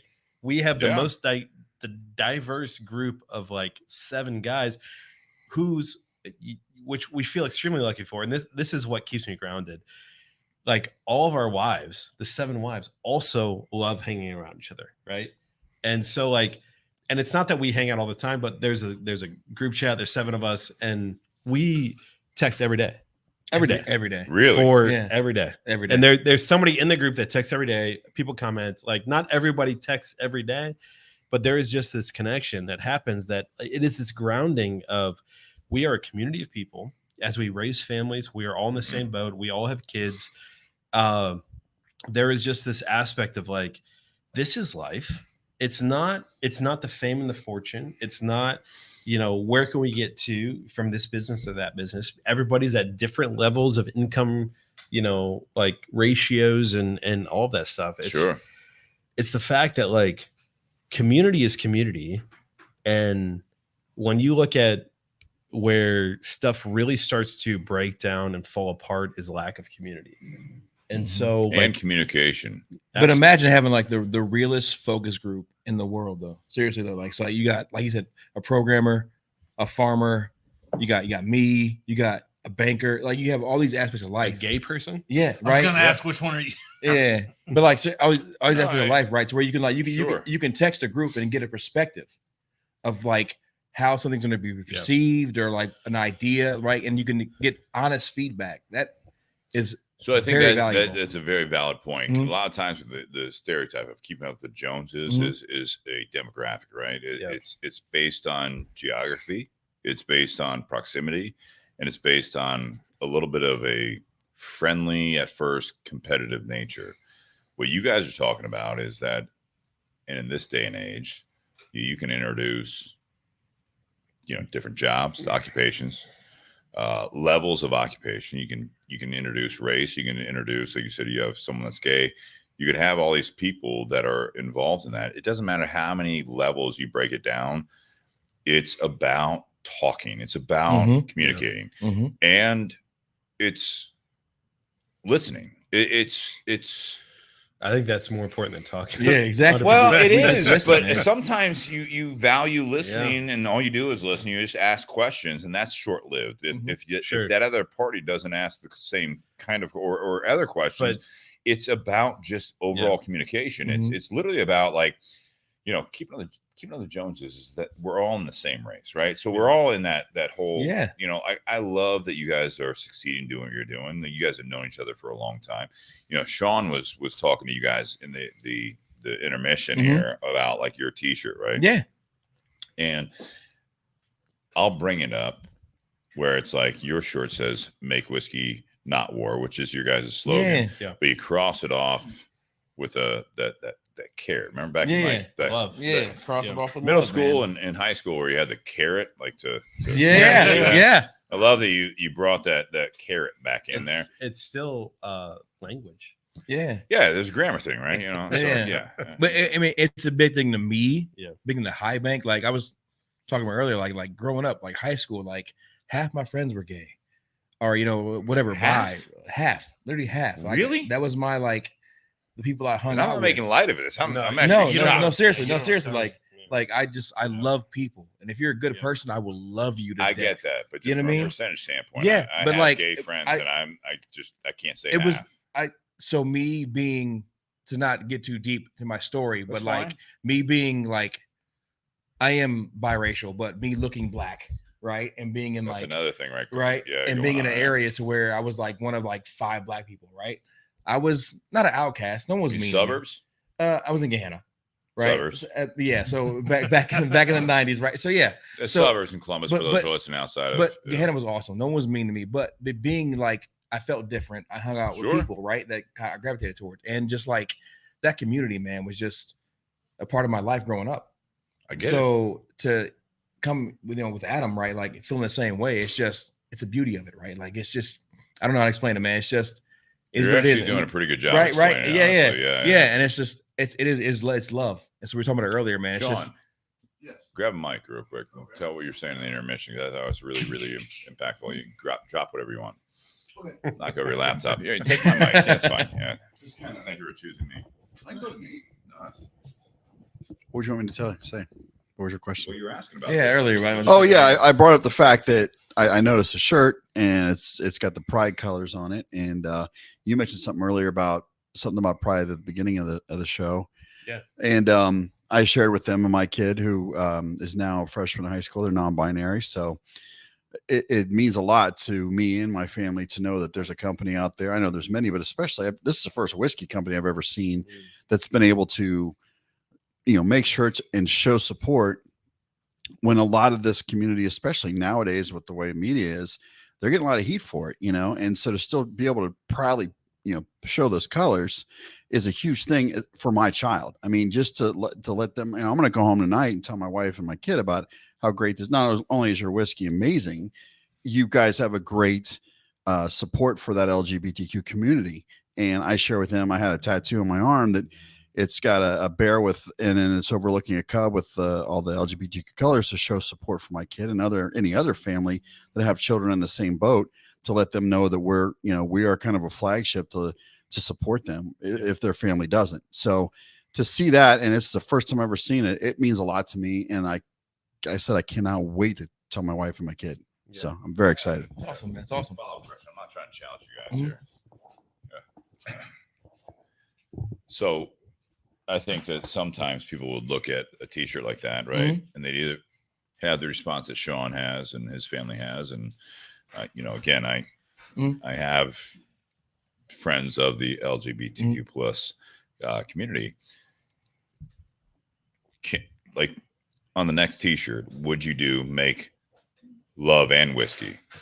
It's not a cross out, right? So that I'm not sure. Yeah. Like you guys are marketing guys. Yeah. I look at that as something like keeping on the Joneses. This is the only reason I bring this up is because with you guys being marketing guys, and this is an honest question. It's not against what you guys have done or what anyone else is doing, but when you see the back and forth in this country, especially and across the world, but in that is that people then get decisive.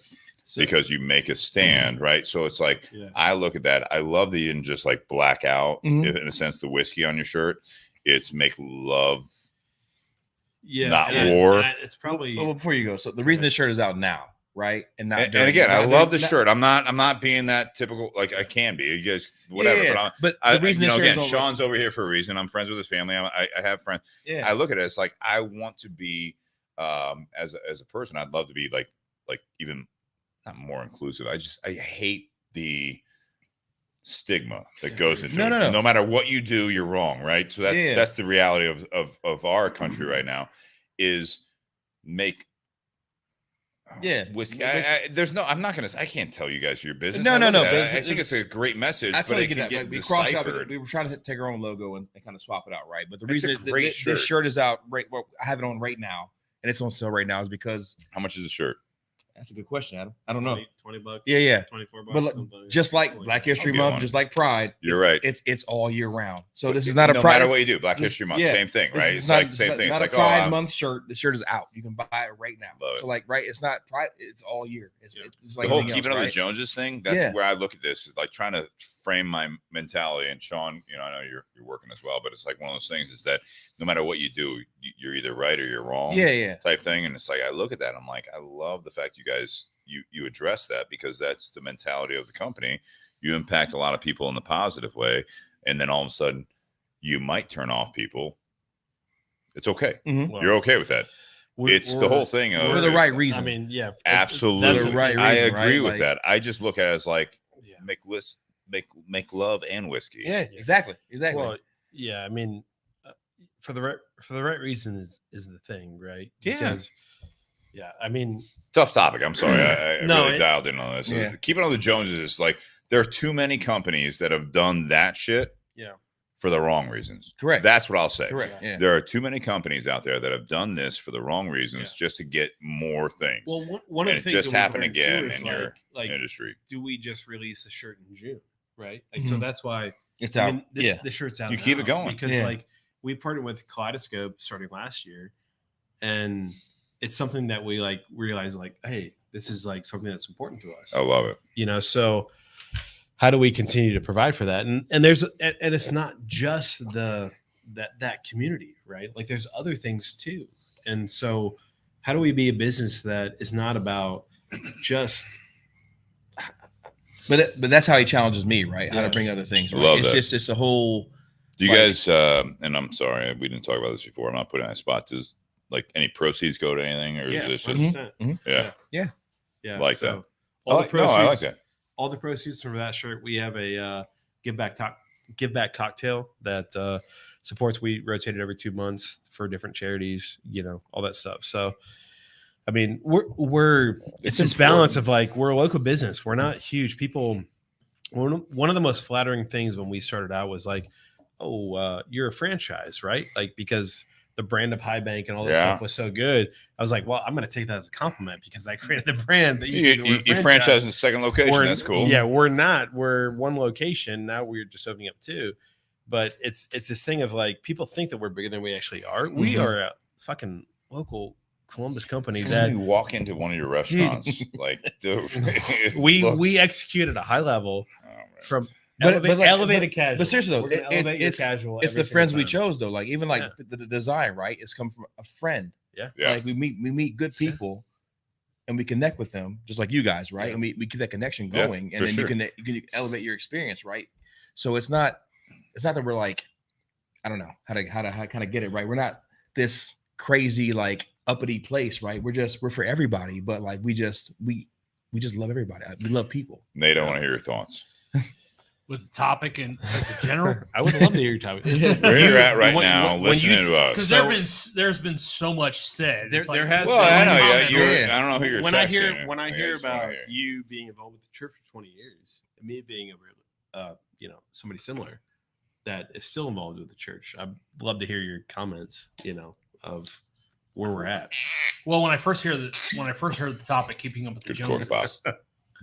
When I first heard Keeping Up with the Joneses, my initial thought always comes back to finances. Yeah. And I know Steve touched on that. Like, sure.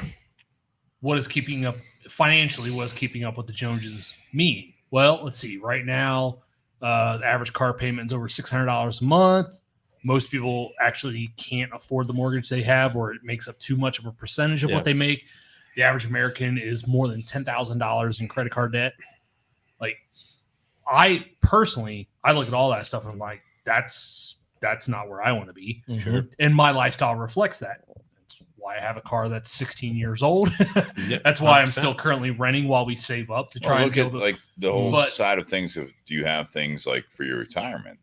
That was the old school American way, right? Mm-hmm. Yeah. Save, like, contribute to a retirement fund. Yeah, I do. I mean, saying you, I'm saying a lot of people don't. Like, they're trying to live today.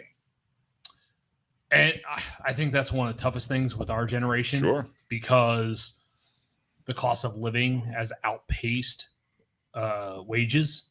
So it's a lot harder to invest in a retirement now than it has been previously. Mm-hmm. It's still doable, but it's a little bit more difficult just because to an extent, monthly expenditures are a lot higher than what they used to be. But I also think part of that is because what we choose to spend our money on versus what our parents spent money. I mean, because you talk to a panel of people that are in the whiskey and the cigar industry. Well, but like, I mean, I have family that are like, they don't drink, they don't smoke. I'm like, well, yeah, it's fucking easy to save up. Yeah, great. I would love that. I look at my YOLO aspect. I look at my whiskey. I look at my versus cigar. I look at my supplement thing. I'm like, that's a couple $100 a month. So easy. Tony kind of hit it a little bit while we were all talking. I mean, my dad's retired, but there's a different type of lifestyle my dad had when he was my age than versus what I have with my age. Sure. They didn't have cell phones when my dad was my age. They didn't have all these different cable options or streaming services, house prices, whatever it was. I mean, even when my parents divorced at a young age, my dad was still able to provide for me, my sister, pay alimony, and own his own house, his own truck, his own boat, like all that stuff.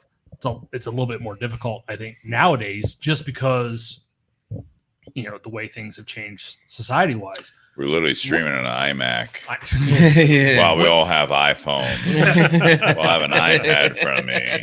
When I have a Surface. Like, this is hundreds, if not thousands of bills that we didn't have 10 years ago. So when, We just take it for granted. When I think from a personal standpoint, keeping up with the Joneses is a little bit more of a negative connotation because Sure. I think a lot of that is living outside of your means. When it comes to business, I think as a business, if you're trying to keep up with the Joneses, you're not differentiating yourself. Nothing's standing out. You're doing the same thing that a dozen or 100 other companies are doing. You're absolutely right. When Adam, you're the co-founder of a whiskey company. You're not doing the same thing that other whiskey companies are doing. If you did, yes, you would be keeping up with the Joneses, but would you have the success that you do? There's a time and place to keep up with the Joneses. And there's a time to be your own Jones. Yes. Oh. I would say, I'll speak for Adam on this. Adam cares more about being a good person than keep it with the Joneses. You know what I mean? Like, it's been to my detriment. And that's completely honest, right? Like, which is why I decided to come on full time. Yeah, it was a very took big. me a long time to get Tony. It was a very big concern. We've been friends for a long time, right? And there's a concern about like used to be friends, right? Yeah, used to be. Yeah, it used to be. Fuck Tony. But there's a concern about like working we should have separated. Working for your best friend, right? Like I'm worried about like if will we have fights? All the shit, right? So I'm like, do I work for this person? But knowing Adam and it took us 2 years to go through that. It took us 2 years. It was practicing, right? Full time. That's what it was. But it was this thing where like I gotta make sure like I value the friendship with this person more than I value working for him, right? Or having like, you know what I mean? Like it's a weird dichotomy, right? Where you work with or work for. The ultimate thing is yes, you work for. But it's like, a with. Like I know, but it is something that you have to go in with an open mind, where you say, this is your deal. Yeah. I'm in it with you. I deal with that, right? Yeah. With my job. And it's there are times where it's like you really have to, there's both. Exactly. I work for you. I work with you. Yeah. I don't sign my own paychecks. You sign my paychecks in a sense. I don't know how you guys correct. But it's like, but we did this for a reason. Don't lose that. Yeah. And you continue that path and have that mutual respect, because if it's broken on either side, I think it's the biggest thing. Like it's respect, communication, right? Adam is humble as shit. So to the point to where like seriously though, it's like when it comes to tasting different whiskeys and deciding blends, like he listens to everyone's opinion. So we'll all taste together. We'll taste different whiskeys. Adam listens, takes into consideration. It's not. I mean, in the end, yes, what he says goes, but it's not that mentality, right? He listens and takes into account. There's respect. Yeah. There. So it just works out. And granted, when we first met, we got paired together randomly for the first college sophomore year. We got paired together. You know each other. Yeah, you know each other for like a project. Years, And where'd you guys go to college? CCAD, the Columbus College of Art and Design. We got paired together for a project. Adam was a really dorky kid, you know. And the only reason I liked him because he had an iPod. The very first iPod, the very first one. So white brick. My dad gave it to me. Yeah, with that whole black and white, that whole black and gray screen. Don't say that. Yeah, and but gray Adam scales, what we say today. So Adam, for me though, what drew me to Adam, being me, like he, in a weird way, understood what I like to call the culture. Like Adam could relate to me on a personal level. How's that? Just he knew about like the music I was into, the stuff I was into, right? Like all the things I loved, and Adam he was open. Exactly, right. Yeah. And then I would talk about stuff, and like I would suggest things, he would listen, right? And he would come back, oh, I listen to that song or this thing right there. So I was like, dude, I like this. We guy. still in line together for an Xbox 360. Yeah, right. But I didn't care. So like, so this is a funny story. So I'm a big gamer. I love this. Gamer? I'm a big gamer. So 20 years ago? Yeah. I'm still gaming right now, bro. So what was the game? You remember when Xbox 360? I was gonna say 20 years ago. Older, Halo, Halo 2. So my freshman year, we had an N64. Yeah. We need to talk about that. 360 first came out. So I skipped school. Yeah. And I go to Meyer. I wait in line. I'm the first person in line. So I'm there for 12 hours. Adam shows up like maybe 8 hours in, right? So he comes in. He's like number 8. He's like 8th in line. Yeah. So they had 10. What was the game? No, it was the system. The 360 itself. It was first coming out. 360. Damn it. So I waited in line. So I I'm feel using my old. credit. I'm using my card all down. I bought King of the Hill. I love King of the Hill, by the way. Great show. I bought season 5 on like Sure. DVD. So I'm watching it while I'm there. So I go to check out for the Xbox. No, he literally texted me. He's like, "Hey, I'm still here."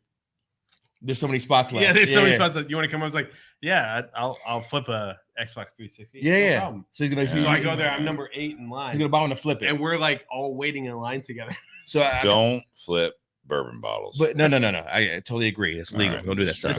I was 19 years old. Yeah. this time. So I go to buy the Xbox, but because I'm using my card all day at Meijer, they Yeah, thought it was yeah. fraudulent, so they declined my card.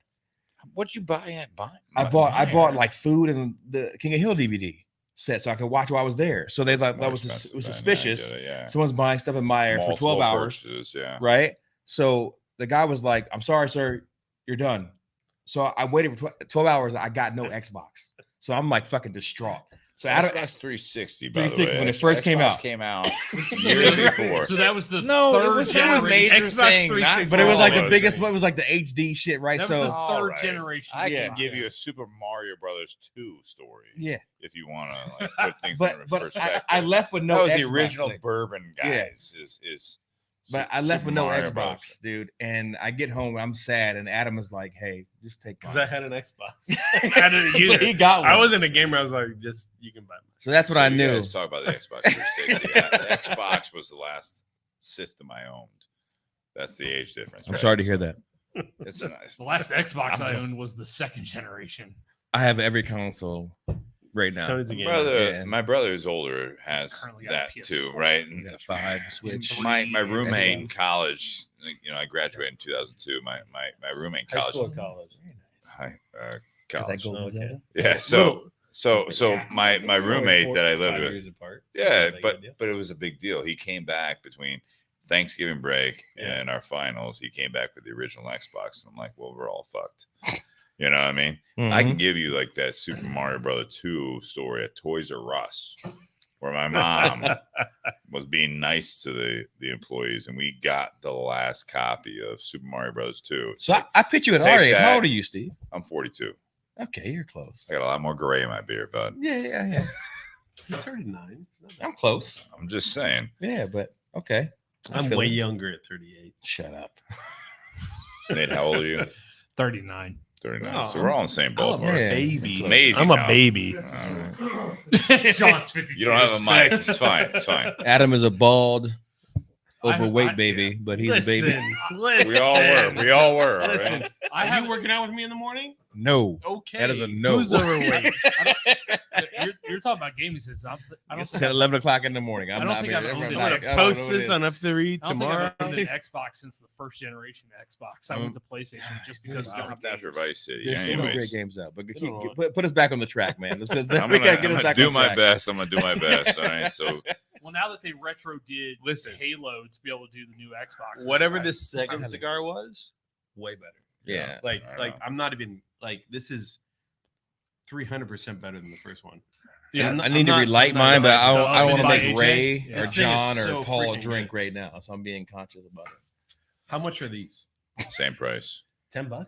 Yeah. Yes. Oh, this one, nice. this one, the Okay. Toro, I think comes in About at buck All right, cheaper. so- $8.95. Question for me is, how do you guys classify this compared to the first one?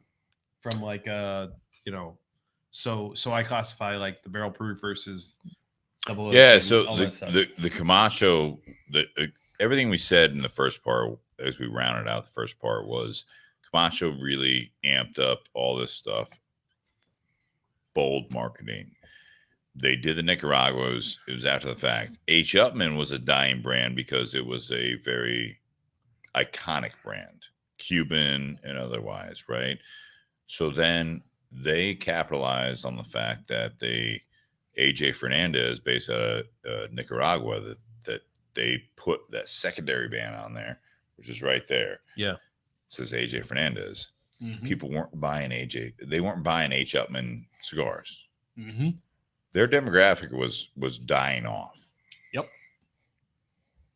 So now AJ Fernandez is,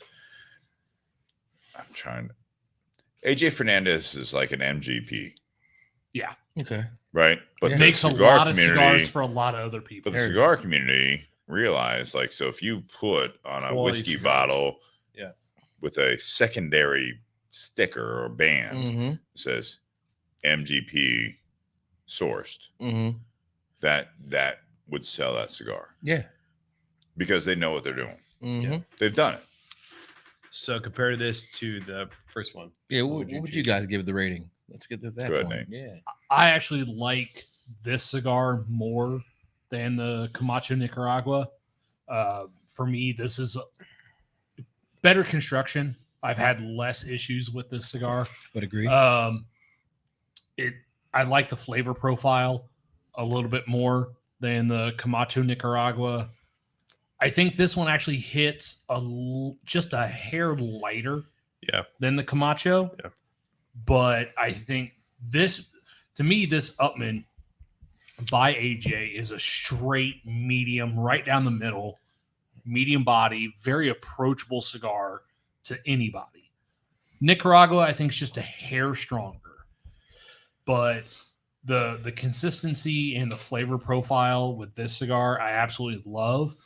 And then now 2 years ago, Upman also did the AJ Heritage, which came out in 2021, and that was my favorite new cigar of 2021.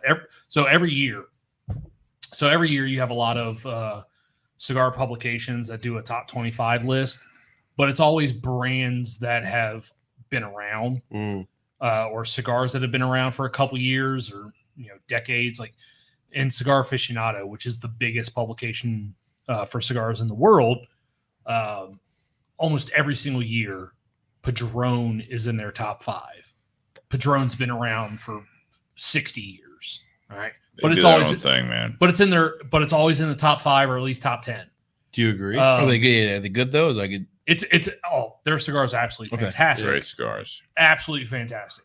When I do my own personal top 5, it's always new cigars of that year because I want to focus on new stuff coming out. I don't want to focus on the brands that have been around for 10, 20, 50, 60 years. There's nothing wrong with that. Absolutely not. I look at the whole like MGP thing where like Jonathan, who's listening right now, he's like, and he works for the company. He says SCG, which is a conglomerate, right? So they are huge. I look at AJ Fernandez that he 3 generations in, the big boys started sourcing his stuff. And like the cigar you guys were smoking. AJ had the hot hand. Yeah, but the big boys, people weren't smoking H. Upmans. So like as time goes on, now it sounds like, how do we bring in the new guys? We'll put AJ Fernandez on there. They'll put the mix. They source it, right? It was a smart move. Now all of a sudden, what I can see in the bourbon industry is what I see from the cigar industry is that MGP, they have a business model. They source that stuff, right? But it'll turn back because of guys like you. You stop sourcing as much. Now they're going to go back internal and start putting their own labels on stuff. Yeah. I had a conversation with a new hire that was with another company, brand ambassador, that she told me that was like, she's working for AJ Fernandez. You're going to see less from the big companies with AJ's name on it because he has to get his portfolio out there. And I think it's going to happen in the whiskey side of it. Same thing as of the topic that we're talking about is like, you keep up with the Joneses, there's always what's the benefit, right? But at a certain point, if now all of a sudden you did it for this reason, you started being that person for that company or being that employer that I want to do this, I want to do it. And all of a sudden it's like, oh shit, like everyone else is doing that. Now all of a sudden it's like, I gotta go back to my roots. Like, why did they do this? Why did they want our name on it. Yeah. You know, and I think that you guys doing what you're doing with the whiskey and the other spirits and the restaurants locally, it's the same thing. Is that it's always there is this curve where you have to really grasp that moment. No one has the right answer, right? Sure. But and typically it's a little later than you should have done it, right? We all know that. Business side or anything else, it's always a little later. But like with the AJ Fernandez question is the same thing, is that they have, and AJ is a real person, that they're going to scale back from making cigars for other people, and they're going to make the AJ portfolio something. And I think that sometimes, like even you guys with the Whiskey War, same thing. It's like you guys have done what you've done. When that High Bank bourbon hits, there's that crossroads. Sure. The Whiskey War is paying the bills. Now all of a sudden it's like we're doing this. It's like, when do you cross? When do you lean over? And I think, or do you cross at all? Do you? Right. Or do you keep it going? Yeah. Concurrently, it's the same thing. It's like when you are your own person, that's when you're the most successful, right? In a relationship, whether it be a friendship or a significant other. It's like one of those things. It's like everyone talks about that. It's like, you know, I got to be someone that someone else likes. It's a failure, because right? We know the mash bill. You know the mash bill. You know what you're doing on what is created for Whiskey War, right? Sure. So we could create our own. But is it an investment? Yeah, it's an investment, you know, to go that route. So, but it's the same thing, is that when you go into that where you think that you're being someone that you think people want you to be, whether it be an employer or a significant other. Sure. And you have that short win. You get the girl, you get the guy. Yeah. You get the job. A year later, you're like, I don't like this at all. Yeah. Like, what did you do? Yeah. You did enough just to get the job. You got the girl, you got the guy, you got the people buying your bottle, you got the people buying your cigar. And it's like, I didn't think this through. Yeah. That's how I feel right now. I'm kidding. Totally joking, buddy. But the job or the podcast? I'm totally messing around. This podcast is awesome, bro. You know what I'm saying, though? It's I know what you're saying. Tony, what do you think? I mean, I get what you're saying. Like, there's a. Let's round it out. Let's closing remarks here.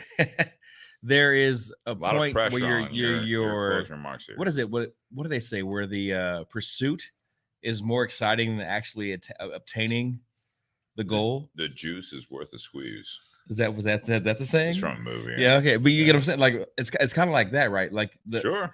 You're trying to get something, and it's fun while you're doing it. It's exciting. You love it, but then as soon as you obtain it, you're like, what the hell was I doing this for? You know what I mean? Like that first impression that you seek, right? Mm-hmm.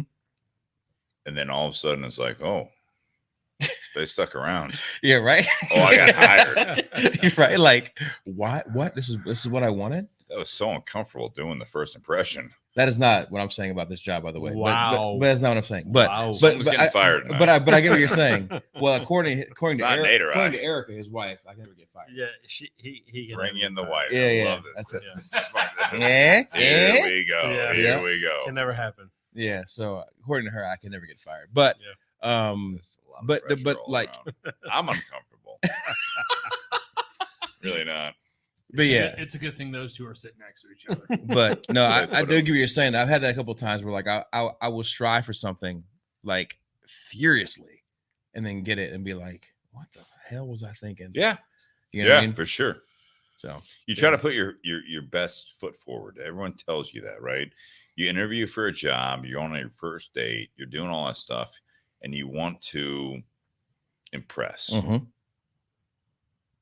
But the people that you hear from that really like are successful is that impressive.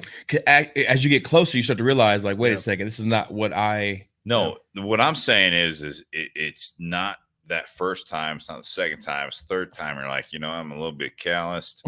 All right, so like, I'll put my best foot forward. I want this. I want the job. I want to be in a relationship. I want to make that person happy. And I may not even know that person. But to what end? Mm-hmm. I want the business to succeed. I see other people succeeding. I'm going to follow their model. But how much do you know about their model? Because it's all about them. Mm-hmm. It's truly about, in my opinion, you take inspiration, you learn, you're a sponge, right?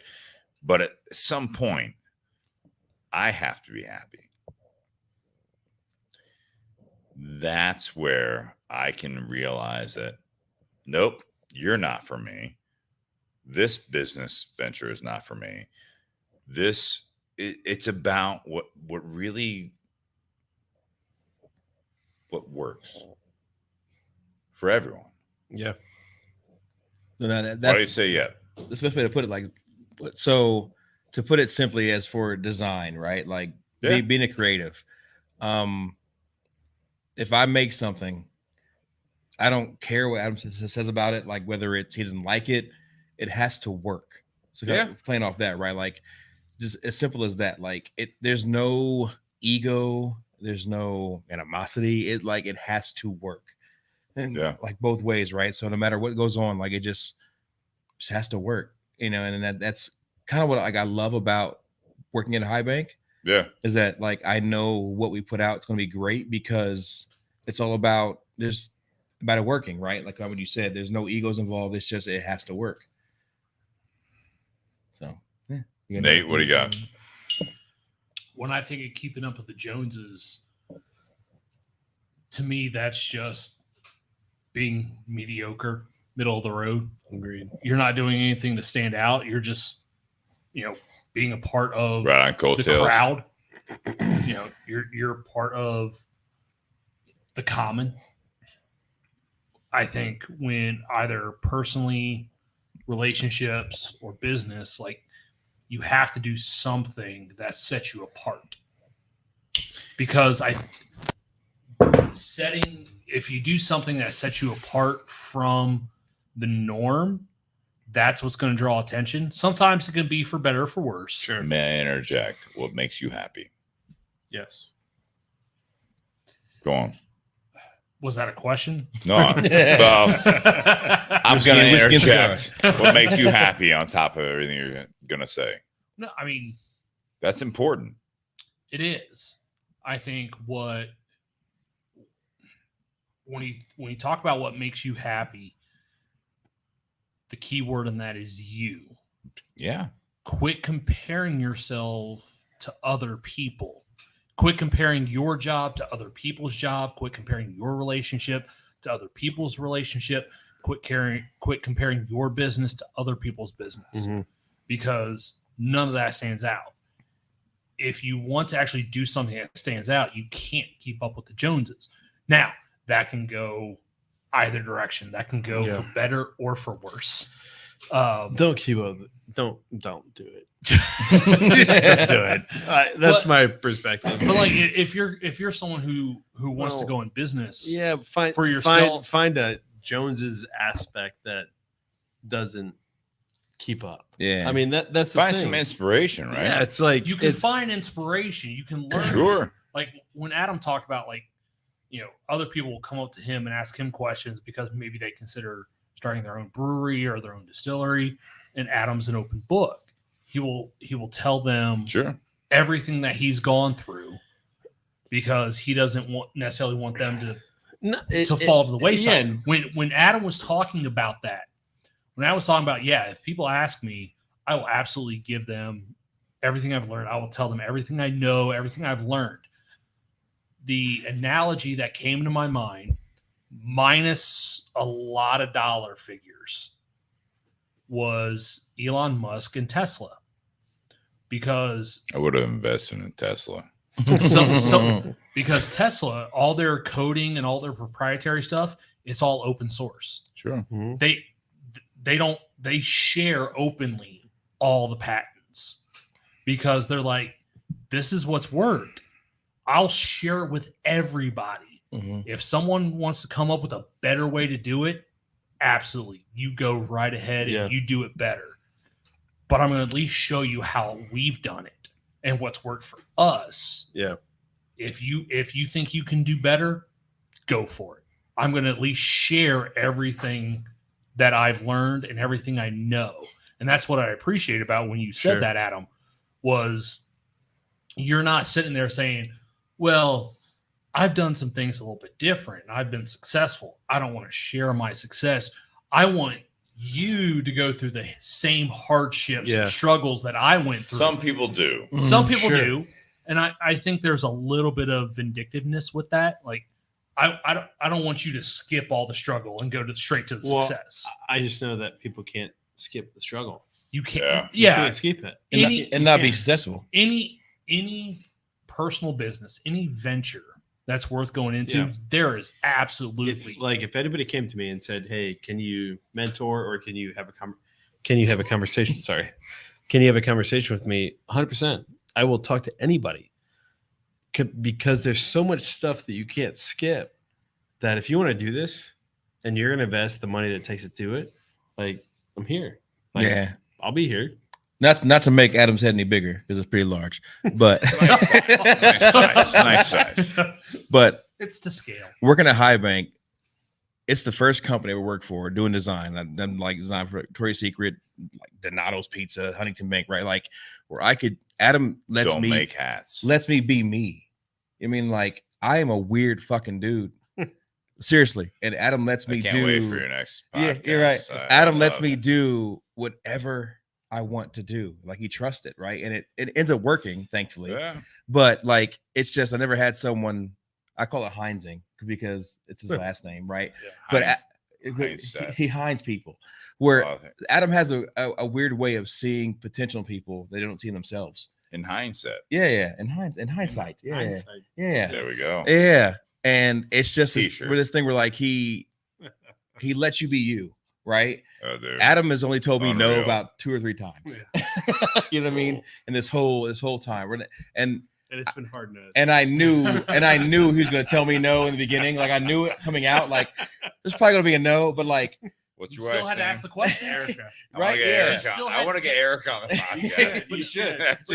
But you guys aren't invited. You can sit in the audience with Sean. I want Erica here. No, it should be Erica in the middle and Antonio on the side. But to your point, I'll Tony, sit on the side. But to Tony's I'm off point, camera.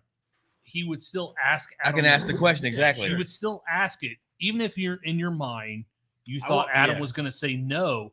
The reason you ask it, but here the chance he says yes. Here's how it happened. Every no is a no. We can't do this, but figure out something else. No, but it's a but, right? Yeah. So I get to come back with a different idea. There's yes, no, or if it's a good idea, I'm gonna do it. Not now.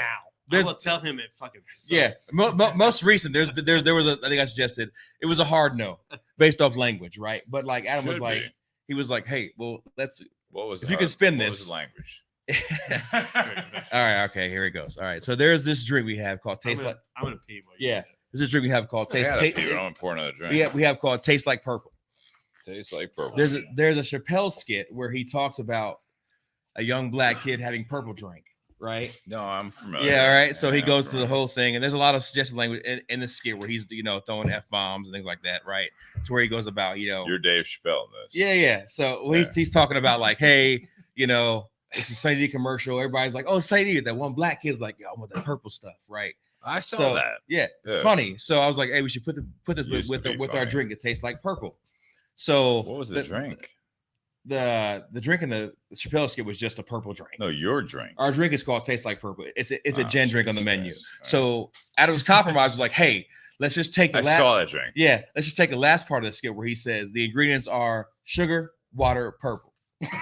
That's the ingredient. He said that, or you did? That was his suggestion, right? Like, all right, so like you said no, but I said the whole skit. I was like, hey, it'd be funny as hell, and he's like, yeah, it's definitely funny, but the language in here is not going to be great for this company. How can we make this work? Let's do it on the Bourbon BS podcast. Let's go. Yeah. So it's kind of one of those things where like we play it out, we work it well, and it's just he lets me be me. I love the back and forth. It's a lot of back and forth because again, like we come from different spots, but he lets me be me, and he accepts it, and Dude, it's just this beauty of this. That's why like the Bourbon videos we do. Like I love that. They're Can you guys share that on?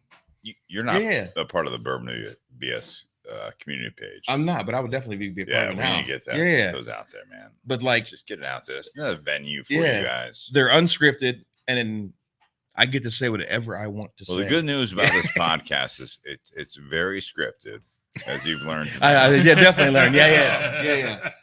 So, but yeah, if you're watching our videos on YouTube, they're Instagram, they're unscripted. They're just off the cuff. I was asked from the PR firm, like, what questions do you have for them? I was like, so Adam's been on this before remotely.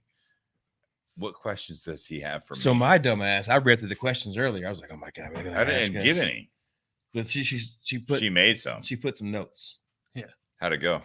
I mean, pretty accurate. I said nothing from the notes. I'm gonna lie. Yeah. You're talking about doing the 60-second video, and we do right now. We're at a 200-minute video. Yeah, we are pretty long. Yeah. What I'll say about the having you guys on the podcast, I think it's great. On a lot of levels, I think Ohio whiskey gets dogged. Would agree. Because it's not Kentucky. Mm-hmm. I still have people that come into Carfanius thinking, oh, only true bourbon only comes from Kentucky. Like, no, you're full of shit, dude. It's dumb. Yeah. I've had great bourbons from Virginia. You know what I mean? Like, what I'll say about this is when you get people sitting around talking, drinking some whiskey, especially guys like you guys that this is what you do. What's so important is breaking down the barriers and realizing what's important. Mm-hmm. Keeping up with the Joneses, something I used to do. I still have a little bit. Like, he was joking, like, be Pete on a Cadillac. That's not keeping up with the Joneses. That was inherent from me. Mm-hmm. You know, a lot of people have the childhood memories. I always had this thing. Like, now it's not a Cadillac. If I can buy a car that has a sunroof, that's it for me. Mm-hmm. That's big. Yeah. Why?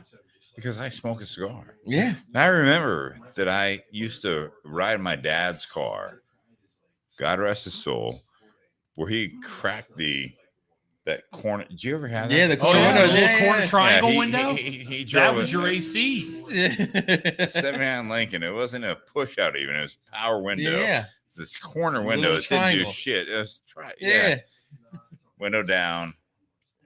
Triangle window went down, and the rest of the window went down. He had half of the triangle went down. His and hers ashtrays, you know what I mean? Mm-hmm. Benson and Hedges in both, like butts. And I'm like, can you let? He held it in his right hand. The steering hand. Right. It's fine. It's fine. Yeah. You know, he drove it's with like the left. what I learned. Yeah. What I learned was that now I buy a sunroof. If I can get a car, I get a sunroof. Because I don't smoke cigarettes. I smoke cigars. Mm-hmm. And I hope that, you know, the person I'm with, and Kristen is my girlfriend, she puts up with it.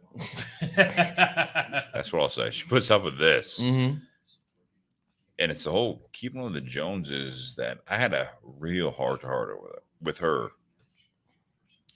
You do better than me, or you do really well. I'll do what I can to have our life together. That's the big part. Mm-hmm. Together. Yeah. Together. You're right, Nate. That's a absolutely huge word. We do it together. We're not keeping up with the Joneses. We take inspiration of our upbringing and what we went through with life. And it's not the storybook all the time, but we do what we can. And as long as we're happy. Yeah. It's about happiness, right? Yeah. That's what it is. No, you guys come over to the house tonight, right? And, you know, I don't know where you live. I don't know what you rent or own or anything. You come over. We joke about this, right? With people that come up from like Miami, Honduras, and all this stuff. And they're sitting on a cul-de-sac in fucking Columbus, Ohio, in this garage, right where you're at. Yeah. And they walk out of this like, man, that was the fucking best podcast. I didn't expect that. It's like, that's people. That's what it's all about. That's what we do. That's what it is all about. We want to get your product out there. We want to do that. We battle with Facebook. We battle with YouTube. We battle with all this stuff. When it comes down to it, it's these people that, like Ray and Jonathan, like people that tune in every week. They want your product. They learn from who you are. No, it's about vibes and happiness, right? Like it's people coming together and happiness. Like, forget the Joneses, man. It's about being happy. And like, I'm a metal. But why do you keep up with the Joneses? Because you think they're happy. You think they're happy. You think they're having a great time. Who are your Joneses? That's the main thing I take away from this. And we came up with this topic 30 minutes before you came into the garage. Yeah, it's a good topic though. That's how this works. Because you have good people, you have people doing the things. This is what you are. Keep up with the Joneses. Who are your Joneses? Mine will be kind of similar to that. My parents, man. Like, so I mean, like me growing up. I mean, to kind of put it lightly, my bed used to be 3 comforters on the floor, right? And my parents, it was fucking awesome. But as growing up though, like you don't know any different, right? So nothing's bad to you, right? But seeing my parents strive, like my dad going to college and doing his thing, right? And us like moving up and doing different stuff, like seeing their drive and their passion to do stuff was instilled in me. And like I realized happiness wasn't like obtaining stuff; it was just being happy. Like I didn't. How do you put it? I didn't realize like things were bad, quote, until someone told me they were. Right? I was fucking happy having, whatever I had, right? Until someone hey, this is better than this, right? I didn't really realize it. So that like my parents put this drive in me to like just be a good person. Good things will happen to you, right? And that's kind of how I always done it, man. Like I've just it translates. Yeah, it still translates. Yeah, I just try to be good, man, and that's the gist of my life. I just try to be nice to everyone I can, and I don't let people's. I was actually telling my daughter this the other day. Like, how old's your daughter? She's 19. And she works at High Bank, Gehenna. And I was telling her like, you don't let people's reactions determine how you are. Okay place. Yeah, it's an okay place. Yeah. But like, you know what I mean? Like, I'm a good person, and you're a good person. So if I tell Adam X, Y, Z, and Adam goes, I don't care how he acts. I'm still me. I'm not changing how I act according to Adam. Now he's disrespectful, different story. I'll check that, but in the end, like I'm still gonna be a good person. That's kind of the thing about Jonathan parents. Says I like this Tony character. He also said earlier, it's like because he knows my dog. He's like, I don't know about 2 Tonys. 2 Tonys in the room. Yeah. Well, yeah. When you're sitting and talking about happiness, it reminds me of a quote my stepdad used to say all the time: happiness depends on happenings. If your happenings aren't happening the way you want them to happen, you're not gonna be happy. Yeah. So you need to determine like what is it that you're seeking? What's happy? What is it you're trying to go for? What makes and it's not chasing somebody else's Joneses, right? Somebody else's dreams. It's like it's what makes you happy, right? Like you can find inspiration sometimes, but you need to know what your Jones that you actually are inspired by. And most people are happy where they are right now, but they like not saying you can't want something else and want to be better, but like what Adam said. It's like, but most of the time, like you're happy where you're at. Like you're cool with it. Like it's okay. And that's why you don't want better. You can be happier or more happy. Like right, but like people like dismiss the place they're in right now, where it's pretty good. It's not bad. Like there's I'm better than J. what Cole, I used who to Adam be. discovered. J. Cole has a song like it's called Just Yours. I'm a big metalhead, big hip hop head, but it's like there's always gonna be a car that's better than yours, always a girl that's hotter than yours, but love yours. You gotta love yours. Like, and that's kind of what I live by, man. Like, love what you got, man. That's what the best is. Love what you want. Yeah, like that's the best. Like, not what Adam has. I'm not gonna think he has. Like, you're here, but like what I have is the best I got, and I can have more. But right now, it's the fucking greatest. So we build off keep cussing. So I love my life. All right, guys. Let's round it out. Yeah. Cheers. Cheers. Happy Whiskey Hell Wednesday. yeah. I Drink out Yes. the water. Yes. Happy spring water Water Wednesday. hydration. Because of you all. That's what happens when you actually come over the garage. It's true. This It's is good the first time in and the garage. bad. Till next time, right? Next time Take we're us just out, gonna do Whiskey 3 whiskey warm batch barrel proof. 54 through batch 72. I'm gonna pick 3 stellar whiskey war barrel proof batches, and that's what we're gonna taste through next time. Cheers, boys. So someone suggests. I just want to end this while